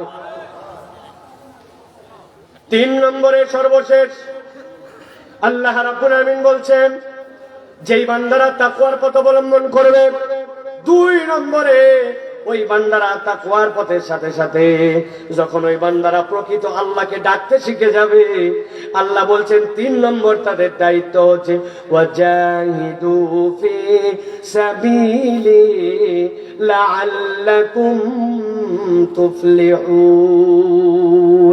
আল্লাহ বলছেন, আল্লাহর রাস্তায় তুমি জিহাদ করো, আল্লাহর রাস্তায় তুমি প্রচেষ্টা করো, আশা করা যায় রব্বুল আলামিন তোমাকে সফল করে দিবেন। সুবহানাল্লাহ। আল্লাহর রাস্তায় জিহাদ মানে কি? ওয়াজাহিদু ফি সাবিলিহি মানে কি? এইটার অনেকগুলা দিক আছে। একটা দিক আপনাকে হৃদয়তে অনুভব করতে হবে। আপনার সামনে অনেক ধরনের বাধা, অনেক ধরনের ব্যারিয়ার, অনেক ধরনের প্রতিবন্ধকতা, কিন্তু আল্লাহর রাস্তা যেটা, আল্লাহ যেই রাস্তা পছন্দ করেন, ওই রাস্তায় টিকে থাকার জন্য আপনাকে অনবরত চেষ্টা করতে হবে। ওইটার নাম হচ্ছে জিহাদ ফি সাবিলিল্লাহ। 1 নম্বর স্তর। একজন আপনাকে বলছে, তোর দাড়ি তো দেখতে ছাগল ছাগল লাগে, একটু দাড়ি রাখছেন, টিটকারি মারে, আছে কিনা? হুজুর হুজুর বলে টিটকারি মারে, মোল্লা মোল্লা লাগে, টিটকারি মারে, আছে কিনা? ঢাকা বিশ্ববিদ্যালয়ে নাকি এক স্যার এক ছাত্রকে বলছে, তোকে দেখতে তো ছাগল ছাগল লাগে, মুখের মধ্যে তো ছাগল দাড়ি। ওই ছেলে বলছে, স্যার আপনি যা বলছেন একদম ঠিক কথা বলছেন। স্যার ঘাবড়ায় গেছে, কি আমি টিটকারি করে ছাগল দাড়ি বললাম, আর উল্টা সে বলে যা বলছেন ঠিক বলছেন। খানিকক্ষণ পরে বলছে, স্যার তবে সাহস দিলে আপনাকে একটা কথা বলতে চাই। কি কথা বল? বলছে, আপনি আমাকে ছাগল ছাগল দাড়ি দেখে ছাগল ছাগল লাগে বলছেন, তবে আপনাকে দেখে আমার কুত্তা কুত্তা লাগে। কি কি লাগে? কুকুরের মুখে দাঁড়িয়ে আছে নাকি ভাই? আপনি দুনিয়ার মানুষের ধোকায় পড়ে কথা শুনে আনস্মার্ট লাগে, এরকম কথা শুনে আপনি আল্লাহর দিকে নাই, আপনি আপনার মুখের দাড়িটা এখন পর্যন্ত রাখতে পারেন নাই, অথচ আপনি নাকি জিহাদ করে ফেলবেন, হ্যান করে ফেলবেন। এরকম মুসলমান আছে না ভাই? আরে কথা বলেন। সবসময় বোরখা পরে ঘোরে, বিয়ে শাদীর অনুষ্ঠানে গেলে আর বোরখা লাগে না, পিকনিকে গেলে বোরখা লাগে না, ইচ্ছা মতো যখন ঈদের দিন নতুন ড্রেস পরে বের হয় তখন আর বোরখা লাগে না, সিজনাল বোরখা পরা, এরকম মানুষ আছে না ভাই? উনার উৎসবের কারণে উনার পর্দা চলে যায়, আল্লাহর হুকুম চলে যায়। আল্লাহ বলছেন ওয়াজাহিদু ফি সাবিলি, প্রতিবন্ধকতা অনেক আসবে, কিন্তু আল্লাহর রাস্তায় অনবরত টিকে থাকার জন্য তুমি যদি জিহাদকারী হও, আল্লাহর রাস্তায় প্রচেষ্টাকারী হও, আল্লাহ তোমাকে সফল বানায়া দিবেন। সুবহানাল্লাহ। সময় যাচ্ছে, লোকজন বলছে অমুক সংস্থায় যা, ঋণ তুল। বলছে ঋণটা কেমনে দিবে? বলছে সুদে। বলছে ভিক্ষা করে খেতে পারি, সুদের ঋণ গ্রহণ করব না। এরকম মজবুত ঈমানওয়ালা অনেক মুসলমান আছে, আবার এমন ধান্দাবাজ মুসলমান আছে। আমি হাজার হাজার বার উদাহরণ দিয়েছি। এত বড় দাড়িওয়ালা, লম্বা জুব্বা, আসরের নামাজ পড়ে একটা পান খাইছে, খিলাল করতে করতে আসছে, হঠাৎ করে এক লোক বিপদে পড়ছে, বিপদে করে এসে বলছে চাচা 1000 টাকা দেন। বলছে হাতে টাকা নাই। বলছে চাচা বাচ্চারও অসুস্থ, রোগী দেখাবো, ডাক্তার দেখাবো, মেহেরবানি করে 1000 টাকা দেন। বলছে বললাম ব্যাককল কোথাকার, হাতে টাকা নাই। খানিকক্ষণ পরে বলছে মুরব্বী আপনার ব্যাপারে জেনে বুঝে আসছি আমি, মনে করেন না এমনি টাকা নিব। আজকে মঙ্গলবার 1000 টাকা দেন, আল্লাহ বাঁচালে আগামী শুক্রবার 1250 টাকা ক্যাশ রিটার্ন। বলছে বলদ কোথাকার, মানুষের হাতের টাকা থাকে নাকি? বাড়ির চল। বাড়িতে নিয়ে চলে গেছে, বাড়িতে যাওয়ার পরে 1000 টাকা বাইর করে দিয়েছে, দিয়ে বলছে লাগলে আরো বল, তোর চাষিও কিন্তু এই ব্যবসা করে, তবে যা করবি তাড়াতাড়ি কর, মাগরিবের আজান হয়ে যাচ্ছে, ছোট দিনের বেলা, আমি কিন্তু জামাতে যাই নামাজ ধরবো। আসরের নামাজ পড়ে আছে, সুদে টাকা লাগা, দাদনে টাকা আওলাদ দিয়া, আবার মাগরিবের নামাজ পড়তে যায়। এত বড় দাড়িওয়ালা, টুপিওয়ালা, জুব্বাওয়ালা, এরকম মুসলমান আছে না? না, আপনাদের এলাকায় আছে ভাই? ভালো করে বোঝেন। আল্লাহ বলছেন ওয়াজাহিদু ফি সাবিলিহি, আল্লাহর রাস্তায় চেষ্টা করো, তুমি প্রচেষ্টা করো, ইস্তেকামত যেন থাকতে পারো। আল্লাহ বলছেন যদি এইটা করো, দুনিয়ার সবচেয়ে নগণ্য মানুষকেও রব্বুল আলামিন সবচেয়ে সফল বানায় দিবে। নবীজির একজন সাহাবী ছিলেন, বাপ মারা গেছে ছোটবেলায়। শেষ কথা আমার আজকে, মা মারা গেছে ছোটবেলায়, চাচা তাকে পালন করছে। আরবের মানুষ এতিম বাচ্চা পাইলে সব খাইয়ে ফেলতো, কিন্তু চার চাচা এমন ভালো মানুষ, ওকে আত্মমর্যাদাশীল একটা ছেলে হিসাবে বড় করে তুলছে। বয়স যখন 18-19, একদিন ডেকে বলছে এই মাঠের মধ্যে যতগুলা উট আছে সব উটগুলার মালিক করে বানায় দিলাম, কারো কাছে চাই খাওয়া লাগবে না, এখন থেকে হলে উটের মালিক তুই। চাচা বাপ নয়, কিন্তু এতিমের প্রতি এরকম স্নেহ করছে। ওই উট ওই লোক চড়ায়, সমাজের মধ্যে সম্মানিত, বাড়ি ঘর স্ট্যাটাস, কৈশোর বয়সে সম্মানিত একটা হয়ে গেছে ব্যক্তিত্ব মক্কায়। নবীজি একদিন তার কাছে আসছেন, আসার পরে বলছেন আমি আল্লাহর পক্ষ থেকে পয়গম্বর, আল্লাহর দিন এইটা, তুমি কি সত্য দিন গ্রহণ করবা? নবীজির কথা এটা এমন প্রভাব পড়ছে, আল্লাহর নবীর হাতে হাত রেখে ঈমান এনে ফেলছে। যেই না ঈমান আনছে, খবর চলে গেছে বাড়িতে। চাচা বলছে মক্কার দুশমন, যেই লোক বাপ দাদার ধর্ম ত্যাগ করছে, শুনলাম তুই নাকি তার ধর্ম গ্রহণ করছিস, সাবধান। এখনো বলতেছি তুই এতিম ছিলি, আমার দেওয়া সম্পদে চলিস, আমার দেওয়া বড় হয়েছিস। এখনো তোকে বলতেছি, এখনো মুহাম্মাদের ধর্ম তুই এক্ষুনি ত্যাগ করবি। সাথে সাথে আল্লাহ নবী সাহাবী বলছে চাচা, আমাকে যখন নবীজি ঈমান আনাইছেন তখন আমার কাছে একটা আয়াত বলছেন, ইয়াউমা লা ইয়ানফাউ মালু ওয়ালা বানুন ইল্লা মান আতাল্লাহ বিকলবিন সালিম। কিয়ামতের দিনে সম্পদ, সন্তান কোনোটাই কাজ দিবে না, কেবলমাত্র ঈমান যদি থাকে তোমার কাজ দিবে। আমি আপনার কাছে বলতে চাই, আপনি যদি পুরা দুনিয়ার সব সম্পদ আমারে দেন, দিয়ে যদি বলেন মুহাম্মাদের দল ত্যাগ কর, আমি করতে রাজি নাই, আর আমার থেকে যদি সব সম্পদ আপনি কেড়ে নেন, আর তারপরেও যদি বলেন মুহাম্মাদের দল ত্যাগ কর, আমি এইটার করতে পারবো না। সাথে সাথে চাচা তাকে বলছে তোর জামা কাপড় সহায় সম্পত্তি সব আমার দেওয়া, এগুলো সব রেখে দিয়ে আমার বাড়ির থেকে বের হয়ে যা। সাহাবের নাম আব্দুল্লাহ জুল বাজাজাইন। এক মুহূর্ত দেরি করেন না, যত উট ছিল, যত সম্পদ ছিল সবগুলা দিয়ে দিয়েছেন। এগুলো সব আপনার দিয়ে দিলাম, কিন্তু আপনার সাথে থাকবো না। আমি মুহাম্মদ সাল্লাল্লাহু আলাইহি ওয়াসাল্লামের কাছে চলে গেলাম। চাচা ডাক দিয়ে বলছে, এই ব্যাগ কল, তোর গায়ের মধ্যে যে জামা আর নিচে যে লুঙ্গি পরে আছিস, ওই দুইটাও আমার টাকায় কেনা, ওইটা নিয়েও মুহাম্মদ সাল্লাল্লাহু আলাইহি ওয়াসাল্লামের দপ্তরে যেতে পারবে না। ও মনে করছে বিরাট কথা, জামা খুলে দিয়ে দিছে, বলছে লুঙ্গি খোল। যখন সে রাজি হয় না, এক কানে তাকে বেইজ্জত করে দিয়েছে। উনি একটা ছেঁড়া কাপড় কোন রকম পেঁচায়া রওনা দিয়ে দিয়েছেন। মক্কা থেকে রওনা দিয়া মদিনা মুনাওয়ারায় পৌঁছাইছেন। আল্লাহ নবী যখন তার চেহারার দিকে দেখেছেন, একটা ছেঁড়া, একটা বিবস্ত্র এরকম কাপড় পরে আমার আব্দুল্লাহ মদিনায় চলে আসছে। পায়ের নিচের জুতাটা পর্যন্ত নাই, পোশা পরে গেছে। আল্লাহ নবী সাহাবায়ে কেরামকে বলেছে, আমার এই সাহাবী এখন থেকে মদিনায় নববীতে এই জায়গাতে এসে থাকবে, আমার তত্ত্বাবধানে থাকবে। আজকে থেকে আমি মুহাম্মদ সাল্লাল্লাহু আলাইহি ওয়াসাল্লাম আমার ওই সাহাবীর অভিভাবক হয়ে গেলাম। নবীজির সাহাবী একদিন মসজিদে নববীতে বসে আছেন। মসজিদে নববীতে বসে বসে আনন্দ চিত্তে তেলাওয়াত করতেছেন নবীজির শানের আয়াত, ওয়ালা সাউফা ইউতিকা রাব্বুকা ফাতারদা। জোরে জোরে পড়ছেন। হযরত ওমর ফারুক এসে বলছেন, আয় আব্দুল্লাহ, আয় আস্তে কর, লোকজন নফল নামাজ পড়তেছে, ডিস্টার্ব হচ্ছে, এত জোরে কোরআন তেলাওয়াত করে নাকি? তোমার তেলাওয়াতের কারণে মানুষের প্রবলেম হয়। এই কথা ওমর রাদিয়াল্লাহু তাআলা বলতে দেরি, আল্লাহর নবী দৌড়ায় আসছেন। আসার পরে বলছেন, ওমর ওমর ওমর থামো, ওমর থামো, আব্দুল্লাহকে জোরে জোরে পড়তে দাও। ও যে কষ্ট করে ইমানের দাম বুঝে, দুনিয়ার সব ত্যাগ করে ছিন্ন বস্ত্রে, একটা জুতা তার মালিকানায় নাই, এই গরিবী হালতে এখানে আসছে। ও জোরে কোরআন তেলাওয়াত করলে ওর অন্তর আনন্দ পায়। তোমাদের একটু ডিস্টার্ব হলে হোক, কিন্তু আমার আব্দুল্লাহকে জোরে কোরআন তেলাওয়াত করতে নিষেধ করো না। তাবুকের যুদ্ধ শুরু হয়ে গেল।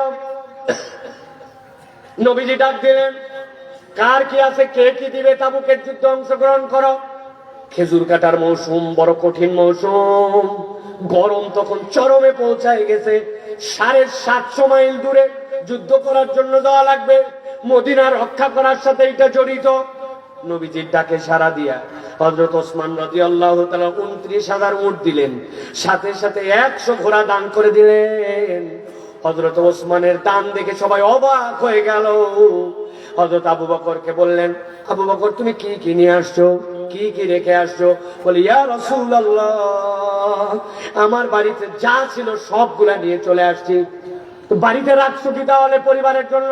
বলে, আল্লাহ রসুলকে রেখে আসছি। আল্লাহু আকবার। খোলো তো, কি কি আনছো? এইটা আনছি, সেইটা আনছি, হাঁড়ি পাতির বেলচা খন্তা। এই পোটলার মধ্যে কি? খোলার পরে দেখা গেল তার মধ্যে থেকে কতগুলা ছাই বের হইছে। এইটা কি হবে? বলি, ইয়া রাসূলুল্লাহ, আমি বলছি না বাড়িতে যা ছিল সব নিয়ে আসছি। ছাই হচ্ছে অ্যান্টিসেপটিক। আমার কোনো ভাইয়ের যদি ওই যুদ্ধের ময়দানে ছাইয়ের প্রয়োজন হয়, আঘাত পায়, আমার এই ছাইটাও যেন ওই মুজাহিদের কাজে লাগে। এই জন্য আল্লাহ রসুল ছাড়া আমার বাড়িতে কিচ্ছুই রাখি নাই। আল্লাহু আকবার। এক সাহাবী আসছেন নবীজি সাল্লাল্লাহু আলাইহি ওয়াসাল্লামের কাছে, আবু আকিল। আসার পরে কান্নাকাটি করে নবীজির কাছে বলতেন, ইয়া রাসূলুল্লাহ, লজ্জায় অনেকে অনেক কিছু দিচ্ছে, আমি পোটলাটা আমাকে দিলাম, আপনাকে দিলাম। নবীজি বলছেন, পোটলার মধ্যে কি আছে রে আবু আকিল? বলি, ইয়া রাসূলুল্লাহ, আমি গরিব মানুষ, আমি ডে লেবারের কাজ করি, কিন্তু যে পরিমাণ সূর্য আর যে পরিমাণ রোদ, দিনের বেলা আর কোনো মদিনায় কাজ নাই। এই জন্য ইয়া রাসূলুল্লাহ, সারা রাত আমি কায়িক শ্রম দিয়েছি। সারা রাত কায়িক শ্রম দেওয়ার পরে আমার মালিক আমাকে 4 কেজি আমার জন্য খেজুর দিয়েছে। ইয়া রাসূলুল্লাহ, পরিবার চালানোর জন্য 2 কেজি খেজুর রাখছি। আর তাবুকের যুদ্ধের জন্য আবু আকিলের পক্ষ থেকে এই 2 কেজি খেজুর মেহেরবানি করে আপনি কবুল করে নেন। নবীজির সাহাবীরা যখন এরকম করে দান করতেছেন, নবীজি সাল্লাল্লাহু আলাইহি ওয়াসাল্লাম এরপরে বললেন, তাবুকের যুদ্ধের দিকে রওনা হও। তাবুকের যুদ্ধে চলে যাচ্ছেন। নবীজির পাশে পাশে আব্দুল্লাহ নবীজির পাশে পাশে রওনা হয়েছেন। আব্দুল্লাহ জুল বাদাজাইন যখন নবীজির সাথে সাথে যান, যাওয়ার পরে যুদ্ধের ময়দানে পৌঁছানোর পরে বলতেছেন, ইয়া রাসূলুল্লাহ, আমার বাপ ছোটবেলায় মারা গেছে, আমার মায়ের খবর নাই, সেই চাচার কাছে ছিলাম, সবকিছু কেড়ে নিয়ে নিঃস্ব করে বের করে দিয়েছে। আমি এখন আপনার কাছে থাকি, আপনার তত্ত্বাবধানে থাকি। এই দুনিয়ায় থাকার না থাকার মধ্যে আমার কোনো মানে নাই। আমি আপনার কাছে দোয়া চাইতে আসছি, ইয়া রাসূলুল্লাহ, আপনি আমার জন্য দোয়া করেন, আমাকে যেন আল্লাহ রাব্বুল আলামিন শাহাদাতের মৃত্যু দান করেন। যেই না এটা বলেছেন, নবীজির কলিজার টুকরা নবীজি বলছেন, আব্দুল্লাহ দেখো তো কোনো গাছের বাকল পাওয়া যায় কিনা, আশপাশের কোনো গাছের চামড়া উঠে গেছে, পুরাতনের কোনো চামড়া পাস কিনা নিয়ে আইতো। আব্দুল্লাহ দৌড়াই গেছে। নবী বলছে, নিশ্চয় কোনো এর মধ্যে ব্যাপার আছে।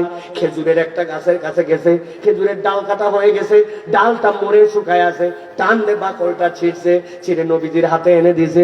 ইয়া রাসূলুল্লাহ, ইয়া হাবিবাল্লাহ, এই যে বাকলটা নেন।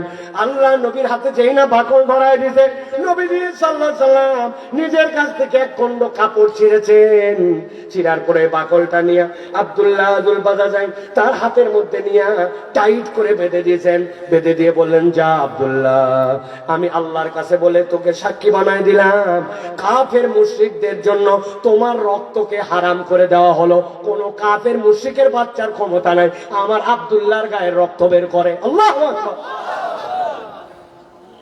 আব্দুল্লাহ কাঁদতে শুরু করছে, ইয়া রাসূলুল্লাহ, আমি তো শাহাদাতের মৃত্যু চাই, কেননা আপনার কাছে শুনেছি কেউ যদি শহীদ হয়ে যায় আল্লাহর রাস্তায়, দুনিয়ায় যদি তার কেবলমাত্র ব্যক্তিগত ঋণ না থাকে, কোন ব্যক্তির সাথে যদি কোনো ঋণ না থাকে, ওই ব্যক্তির আর কোনো হিসাব নাই, বিনা হিসাব আল্লাহ জান্নাতে দেন। যাওয়ার পরে তাকে জিজ্ঞাসা করেন, জান্নাতে যাওয়ার পরে তোর আর কোনো কামনা আছে কিনা? ওই শহীদ তখন আল্লাহর কাছে বলে, আল্লাহ রে, আমার আর কোনো এমন কামনা নাই, আমার কোনো অতৃপ্তি নাই, তবে একটাই কামনা আছে, আমাকে যে মর্যাদা তুমি দিয়েছো এই শাহাদাতের, আমি যদি আরেকবার তোমার রাস্তায় দুনিয়ায় যে তোমার জন্য শহীদ হয়ে আসতে পারতাম, এই সুযোগটা আছে কিনা? আল্লাহু আকবার। আমি চাইলাম শাহাদাতের মৃত্যু, আপনি বান্দা দিলেন হাতে বাকল। নবীজি বলছেন, আব্দুল্লাহ শোন, কেউ যদি আল্লাহর রাস্তায় আসে আর আসার পরে যদি জ্বর হয়েও মারা যায়, আমি নবী বললাম আল্লাহর রাস্তায় প্রচেষ্টারত অবস্থায় যদি জ্বর হয়েও মারা যায়, তাও আল্লাহ তাকে শাহাদাতের মৃত্যু দেন। সুবহানাল্লাহ। নবীজির এই কথা এমন ভাবে কবুল হয়ে গেল। আব্দুল্লাহ জুল বাদাজাইন তাবুক থেকে ফেরার সময় জ্বর এসে গেল। একদিন দুই দিনের জ্বরে তিনি হঠাৎ করে খবর আসলো নবীজির কাছে, আব্দুল্লাহ মারা গেছেন। নবীজি এমন আপসেট হয়ে গেলেন। নবীজি গেলেন, যাওয়ার পরে আব্দুল্লাহকে কোলে তুললেন। সাহাবাই কেরাম বলতেছেন, আব্দুল্লাহকে নবীজি এমন ভাবে কোলে নিয়ে গালের সাথে গাল লাগায়, চোখ দিয়ে পানি পড়তেছে। নবীজি তাকে বসে আছেন। শহীদ যে হয় তার জন্য গোসল লাগে না। হযরত আবু বকর তার জন্য কবর করতেছেন, ওমরে ফারুক রাদিয়াল্লাহু তাআলা তার জন্য কবর করেছেন। কবর করে তারা দুইজন নিচে নেমেছেন। আব্দুল্লাহ ইবনে মাসউদ বলতেছেন, নবীজি নিজে হাতে আব্দুল্লাহ তার আদরের সাহাবীকে তাদের হাতের মধ্যে দিলেন, তারা কবরের মধ্যে রাখলেন। কবরে রাখার পরে আবু বকর ওমরকে নবীজি বলছেন, দাঁড়াও। আব্দুল্লাহর দিকে তাকায় নবীজি বলছেন, আল্লাহ, আজকের এই সন্ধ্যা পর্যন্ত আমি আমার আব্দুল্লাহর প্রতি রাজি আছি, খুশি আছি। ও আমার রব, আমি তোমার কাছে ফরিয়াদ দিলাম, তুমিও আমার মতো আব্দুল্লাহর প্রতি রাজি খুশি হয়ে যাও। হযরত আব্দুল্লাহ ইবনে মাসউদ বলছেন, জীবনে আমি কোনোদিন ঈর্ষা করি নাই, কিন্তু ওই দিন আমার মনের মধ্যে মনে হয়েছিল, আহারে, ওই জায়গাতে আব্দুল্লাহ না হইয়া আজকে যদি আমি হইতাম, এর থেকে বড় সৌভাগ্য আর কি হতে পারে। নবী সাক্ষ্য দিয়েছেন আমি রাজি, আর নবী দোয়া করেছেন, আল্লাহ তুমি রাজি হও। আল্লাহ বলতেছেন, ওই বান্দাদের জন্য তুমি যদি সফল হতে চাও, তুমি যদি নবীর ওই দোয়ার মধ্যে নিজেকে শামিল করতে চাও, 1 নম্বর, ইয়া আইয়ুহাল্লাযীনা আমানুত্তাকুল্লাহ ওয়াবতাগু ইলাইহিল ওয়াসিলা, আল্লাহর জন্য মুত্তাকি হয়ে যা, আল্লাহ ছাড়া কাউরে ডাকিস না। আর 3 নম্বর ওয়াজাহিদু ফি সাবিলি, আল্লাহর জন্য প্রচেষ্টাকারী হয়ে যা। দুনিয়া একদিক, আল্লাহর হুকুম আমার জীবনে একদিক। কোন বান্দা যদি এই প্রচেষ্টাকারী হয় আর জিহাদের তামান্নাওয়ালা হয়, আল্লাহ তাকে বিনা হিসাবে সফল করে তার জন্য জান্নাত লিখে দিবে। তাহলে প্রিয় ভাইরা, আজকের এই দীর্ঘ আলোচনায় আমরা কি আল্লাহর কাছে শপথ করে বলতে পারি যে আমরা আজকের থেকে তাকওয়ার পথ অবলম্বন করে চেষ্টা করব চলার? রাজি আছে ইনশাআল্লাহ? বলতে হবে তাকওয়ার পথ অবলম্বন করে চলবো। আমার মুখ থাকবে কিন্তু মিথ্যা কথা থাকবে না। রাজি? মিথ্যা বলবে, মুখ থাকবে, গালি থাকবে না। রাজি? কুমিল্লার লোক আবার গালি না দিয়ে চলে কেমনে, তাই না? বৌরে পর্যন্ত ময়াকার ঘিয়ে গয়ে দীর্ঘই বলে গালি দেয়। হাই রে কপাল পড়া। আমরা গালি দিব আর মুখ থাকবে, গীবত থাকবে না। 3টা শপথ করেন, গালি দিব না, গীবত করব না, মিথ্যা বলবো না। রাজি? ভাই বুঝে রাজি হন, আল্লাহর কাছে রাজি হন, তাহলে আমরা তাকওয়ার পথে ইনশাআল্লাহ আগায় যাব। আর আল্লাহ ছাড়া কাউকে আমরা ইবাদতের যোগ্য মনে করি না। কবর, মাজার কেউ আমার ভালো মন্দ করতে পারে। জিহাদের তামান্না নিয়ে চলতে হবে, আল্লাহর রাস্তায় জান মাল খরচ করব, এই মানসিকতা যদি থাকে, আল্লাহ বলছেন লাআল্লাকুম তুফলিহুন, আমি আল্লাহ বললাম তোমরা সফল হয়ে যাবে। আল্লাহ যেন আমাদেরকে কবুল করেন, বলেন আল্লাহুম্মা আমিন। আরো জোরে বলেন আল্লাহুম্মা আমিন। আল্লাহ আমাদের আশা ভরসাকে যেন কবুল করেন, বলেন আল্লাহুম্মা আমিন। প্রিয় ভাইরা, অনেক দীর্ঘ কথা আপনাদের কাছে বলে ফেলেছি।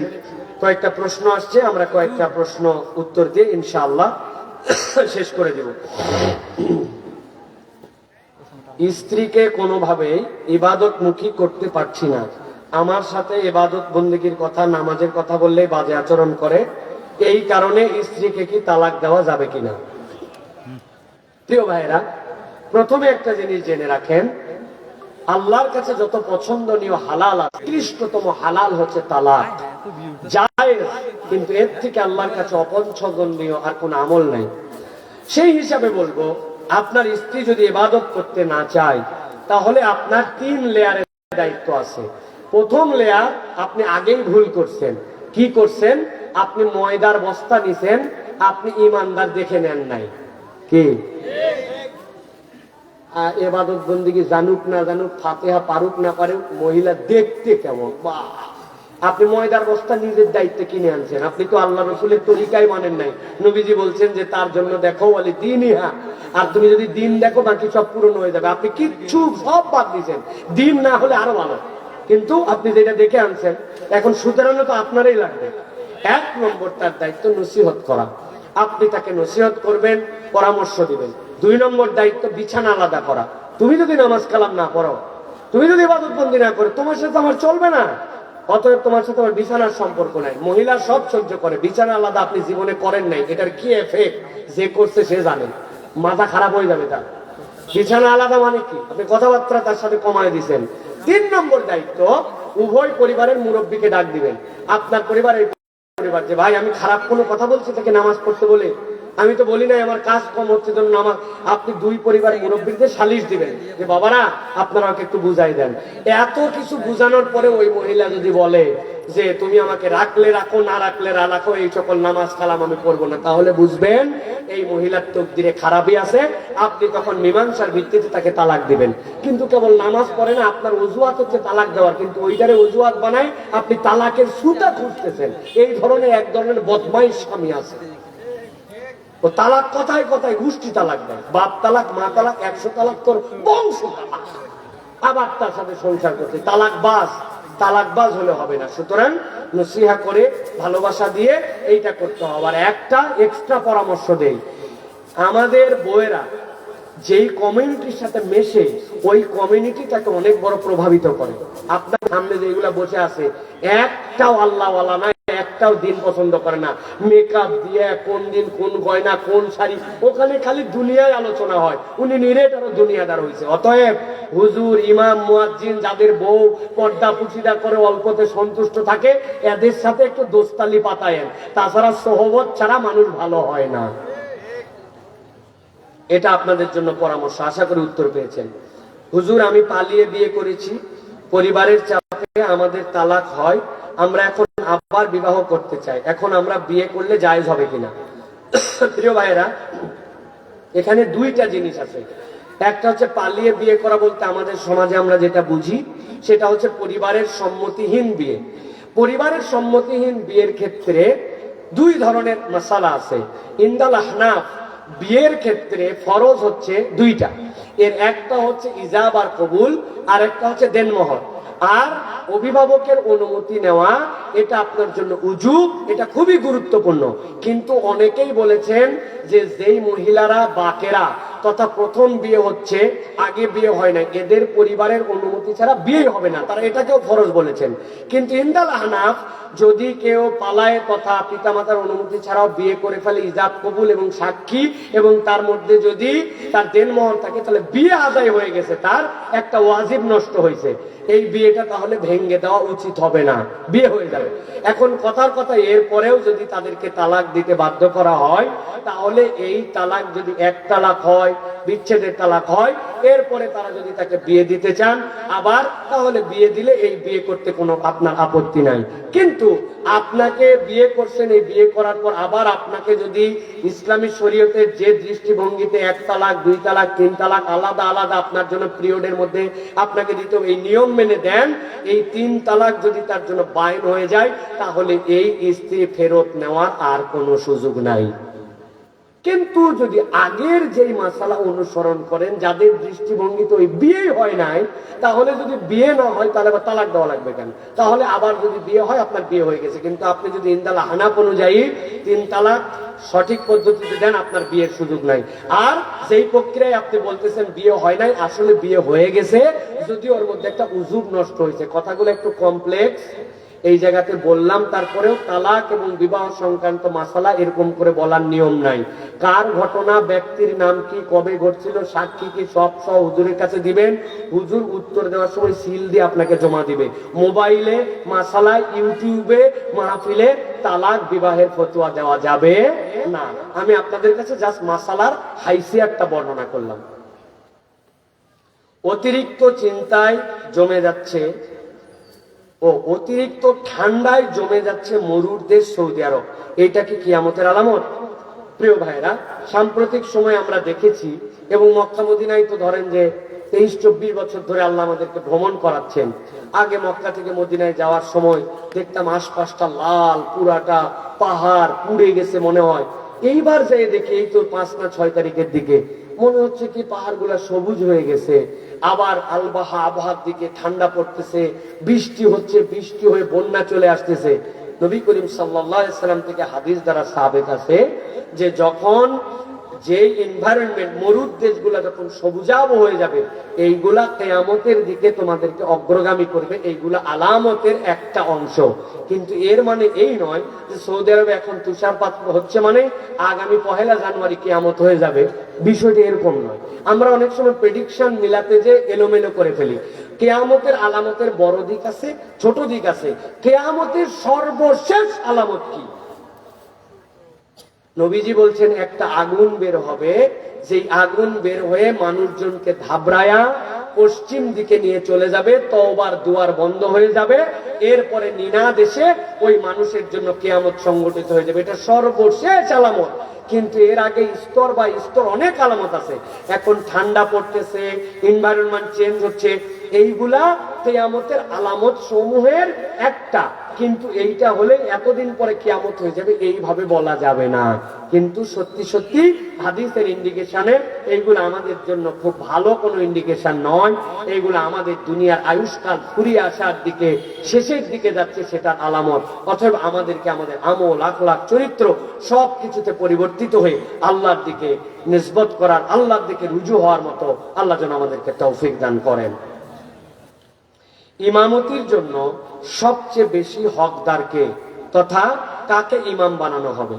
ইমামতির জন্য নবী করিম সাল্লাল্লাহু আলাইহি ওয়াসাল্লাম যতগুলা হকের কথা বলেছেন, এর মধ্যে সবচেয়ে বড় প্রায়োরিটি দিয়েছেন তোমাদের মধ্যে তেলাওয়াতে বিশুদ্ধ কোরআন যার বেশি, ইমামতির হকদার সে বেশি। এটা ফার্স্ট। মুমিনই তো ইমাম হবে, মুমিন ছাড়া তো ইমান হয় না, মুসলমানই ইমাম হবে। কিন্তু এরপরে তেলাওয়াতের শুদ্ধিটা অনেক গুরুত্বপূর্ণ। কেননা ধরেন কোন একজন মানুষ ভালো মুত্তাকি, আল্লাহকে অনেক পছন্দ করে, কিন্তু তার তেলাওয়াত অশুদ্ধ। আরেকজন কম মুত্তাকি, একটু বাহ্যিক আচরণ দেখা যায় কিন্তু তেলাওয়াত শুদ্ধ। তাহলে ইমামতির হকদারকে, তেলাওয়াত শুদ্ধ যার, বয়স্ক তোমাদের মধ্যে যার কাছে কোরআন বেশি আছে ওই ব্যক্তি হকদার। কারণ কি? কারণ হচ্ছে কোন একটা লোক যদি অশুদ্ধ তেলাওয়াত করে, তার পিছনে আরো 5 জন মুক্তাদি, তাদের অশুদ্ধ তেলাওয়াত, নামাজ হয়ে যাবে। কিন্তু কোন ব্যক্তি যদি অশুদ্ধ তেলাওয়াতকারী হয় আর তার পিছনে যদি একজন শুদ্ধ তেলাওয়াতকারী ইক্তেদা করে, বাকি সকলের নামাজ ফাসেদ হয়ে যাবে। বুঝছেন মামলা? অনেক সময় অনেক আলেম ওলামা হঠাৎ করে নামাজে যাই দেখেন জামাতে শরীক হয় নাই, পিছনে কোনার মধ্যে আলাদা নামাজ পড়ে, বলে হ্যাঁ হুজুরের ভাব হয়ে গেছে, হুজুর এই জামাতে শরীক না হয় উনি ঢাকার হুজুর, উনি নামাজ পড়তেছে না। ভাই, হুজুর মাসলা জানে, ওই লোক সূরা ফাতিহা পড়তেছে। আজকেই মাগরিবের সময় এক জায়গায় আমি নামাজ পড়ছি, সূরা ফাতিহা শুনে আমি চিন্তা করলাম মুসিবত তো, উনি পড়তেছে আলহামদুলিল্লাহ রাব্বিল আলামিন আর রহমানির রহিম, উনার সাথে এইটুকুই শুদ্ধ, কিন্তু এর মধ্যে লাহানের জলি হয়ে অবস্থা খারাপ। উনার পিছে যে 2 মুসল্লি, ওই মুসল্লির জন্য ঠিক আছে, কারণ তার থেকেও খারাপ তারা হয়তো, কিন্তু আমি তো অন্তত শুদ্ধ তেলাওয়াত জানি, আমি যাই উনার পিছে ইক্তেদা করলে সকলের নামাজ বাতিল হয়ে যাবে। এটা ফিকহি মাসালা। এই জন্য ওই ব্যক্তি ইমামতির যোগ্য যে মুত্তাকি, যে কোরআনে প্রাজ্ঞ, যে ব্যক্তি বয়স্ক। এই ক্রাইটেরিয়াতে ধীরে ধীরে ওই মানুষ আসবে যে ফাসেক, হুজ্জার নয়, এরকম লোকটি ইমামতির জন্য হকদার হবে। এইটা সামগ্রিকভাবে সিদ্ধান্ত নিয়ে তাকে দায়িত্ব দিতে হবে। আমি প্রাইম কথাগুলো আপনাদের কাছে কেবল সংক্ষেপে বললাম। ব্যাংকে ডিপিএস করা যাবে কিনা, ডিপিএস এর শরীয় বিধান কি? প্রিয় ভাইয়েরা, ব্যাংকের প্রক্রিয়া হচ্ছে 2 ধরনের। আমাদের দেশে এক ধরনের ব্যাংক আছে যাদের শরঈ বোর্ড আছে, এবং যারা এই জিম্মাদারি নেয় যে আমরা আমাদের ব্যাংকের সাধ্যের মধ্যে এই সকল সুদী ব্যাংকের অধীনেও আমরা শরঈ ভাবে আপনাদের কার্যক্রম পরিচালনা করার জন্য চেষ্টা করছি। এখন এই ডিপিএস এর কিন্তু একটা পরিভাষা আছে, যেটা ডিপিএস বলতেছে অন্য ব্যাংকের সাথে তাল মিলায়। এটা হচ্ছে, একটা হচ্ছে বাই আল মুশারাকা আর একটা হচ্ছে বাই আল মুদারাবা। একটা ব্যবসার ধরন কি, ভাই আমার সময় নাই হাতে ভাই, কিন্তু আমার কাছে টাকা আছে, আপনি আমার হয়ে একটু ব্যবসা করেন, লাভ লসের ভাগ কিন্তু আমরা সমান করে নিব। আপনি এই দায়িত্ব ওনাকে দিচ্ছেন, দিয়ে উনি আপনার যেহেতু সময় নেই, আপনার টাকা আছে, উনি ব্যবসা করে। আরেকটা 2 জনই পার্টনার, 2 জনই ব্যবসা করি। এখন টাকাটা রাখাটা এই ধরনের যে ভাই আপনারা এটা নিয়ে ব্যবসা করবেন, ইনভেস্ট করবেন, সেটার কার্যক্রমে আমি আপনাদের সাথে শরীক হলাম, এইভাবে যদি হয় এটা জায়েজ। কিন্তু এখন যদি সুদী ব্যাংকের মতো শরী ব্যাংক নাম দিয়ে এরকম করে যে আপনি এই টাকা জমা দেন, আমার লাভ হোক লস হোক আপনার ফিক্সড এই টাকা দিয়ে দিব, তাহলে এইটাও জায়েজ হবে না। এটা আপনাকে জেনে বুঝে যারা এই কাজ করেন তাদের সাথে কথাবার্তা ক্লিয়ার করে যদি আপনি শরঈ ব্যাংকে এটা করেন, তাহলে শরআন জায়েজ। অনেক আগে আমি একটা কথা বলছিলাম, যেই কথা নিয়ে অনেক সমালোচনা হয়েছিল। অনেকে বলে ইসলামী ব্যাংক ঘুরায় সুদ খায়, বলে না? আমি বলছিলাম ভাই, একটু ঘুরালে তো অনেক কিছু জায়েজ হয়, আপনি খালি ঘুরানোটাকে উল্টা সেন্স নেন কেন? এক ছেলে এক মেয়েকে পছন্দ করে বলছে চল আজকে কুমিল্লাতে যাই, আমরা নিরিবিলি হোটেলে রাত যাপন করব। বলেন তো, ওই ছেলে বিয়ে শাদী করে নাই, অবিবাহিত অবস্থায় নিরিবিলি হোটেলে যদি রাত যাপন করে শারীরিক সম্পর্ক করে, এটার নাম কি বলেন?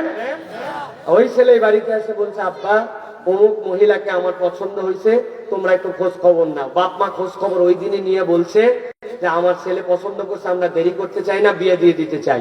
কাজীকে ডেকে 50,000 টাকা 1 লক্ষ টাকা দেন মোহরে দিয়ে সাক্ষী রেখে বিয়ে দিছে।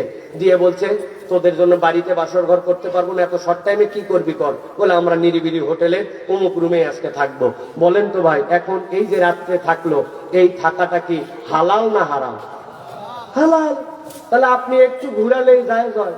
আপনি সুদী ব্যাংকের কারবারের সাথে দেশি ব্যাংকের, ইসলামী ব্যাংকের কারবার করে ঘুরায় খায়, ঘুরায় তো খায়, সেটা শরীয়ী পদ্ধতি আছে, আপনি সেটাকে সমর্থন করেন না, সেটা আরো পিওর যেন হয় সেটার জন্য চেষ্টা করেন না। শুধু আপনি ইসলামী ব্যাংকের খুদ ধরেন, তার মানে বোঝা যায় আপনার অন্তরের মধ্যে শয়তান কর্তৃক কোন প্রতারণার শিকার আছে, ঠিক না? এই জন্য আমি বলবো জায়েজ বুঝে সুঝে পদ্ধতি বুঝে তারপরে আপনাকে এই কার্যক্রমে যেতে হবে। সংক্ষিপ্ত উত্তর দিলাম স্থানীয় ওলামায়ে কেরাম থেকে, বাকি যতটুকু আরো বুঝে নেবেন। কোন স্বামী বিনা কারণে তার স্ত্রীর থেকে কতদিন দূরে থাকতে পারবে? কোনো কারণ ছাড়াই। যদি তার স্ত্রীর কাছে না যায় সেক্ষেত্রে শরীয়তের বিধান কি, অথবা স্ত্রী এখন করণীয় কি? প্রিয় ভাইরা, শরীয়তের বিধানের দিক দিয়ে যদি বলা হয়, কোন স্বামী যদি 10 বছর হারায় থাকে, স্ত্রী থেকে দূরে থাকে, তাহলে অটোমেটিক তার বিবাহ বাতিল হয়ে যাবে। বিবাহ বাতিল হয়ে যাবে, শরীয়ত এটাকে অ্যালাউ করছে। কিন্তু এরকম কোন মুদ্দত নাই যে অমুক স্বামী স্ত্রীর সাথে রাগ করে এতদিন দূরে ছিল, এতদিন কাছে ছিল না, এখন তার হুকুম কি হবে, বিষয়টি এরকম নয়।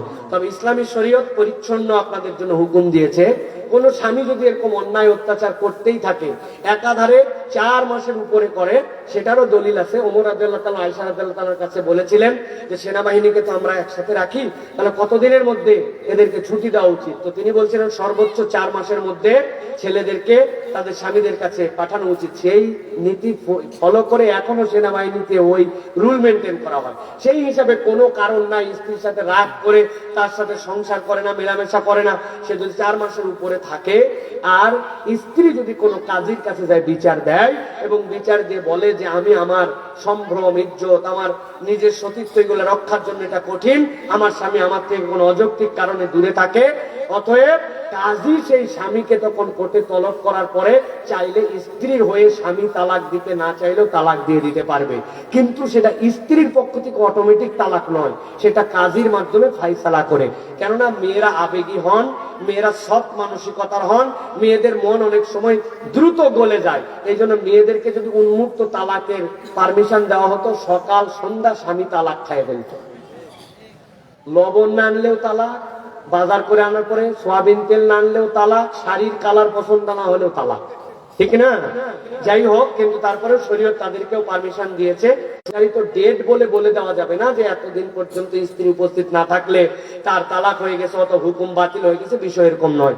বরং পারিবারিক ভাবে কাজীর মাধ্যমে ফতোয়া নিয়ে বিচ্ছেদ হবে অথবা মিলন হবে। আল্লাহ আমাদের পরিবারগুলোকে সুন্দর করে দেন, বলেন আল্লাহুম্মা আমিন। দীর্ঘ সময় আপনাদের কাছে কথা হয়েছে, আল্লাহ সাইফুলের এই মাদ্রাসাকে কবুল করেন। আমাদের যে সকল দায়িত্বশীলেরা এখানে আছেন, বিশেষ করে আমাদের আনোয়ার হোসেন সাহেব, তারপর মোহাম্মদ আবুল কাসেম সাহেব, হোসেন ভুইয়া, সাবেক ভুইয়া, আলমগীর ভুইয়া, আবুল হাসেম, শালম ভুইয়া, আবু তাহের ভাই, সাব্বির হোসেন ভাই, সোহাগ ভাই, সকলের প্রচেষ্টায় যে ভাই ব্রাদাররা আছেন এই মাহফিলটা হয়েছে, এই মসজিদটা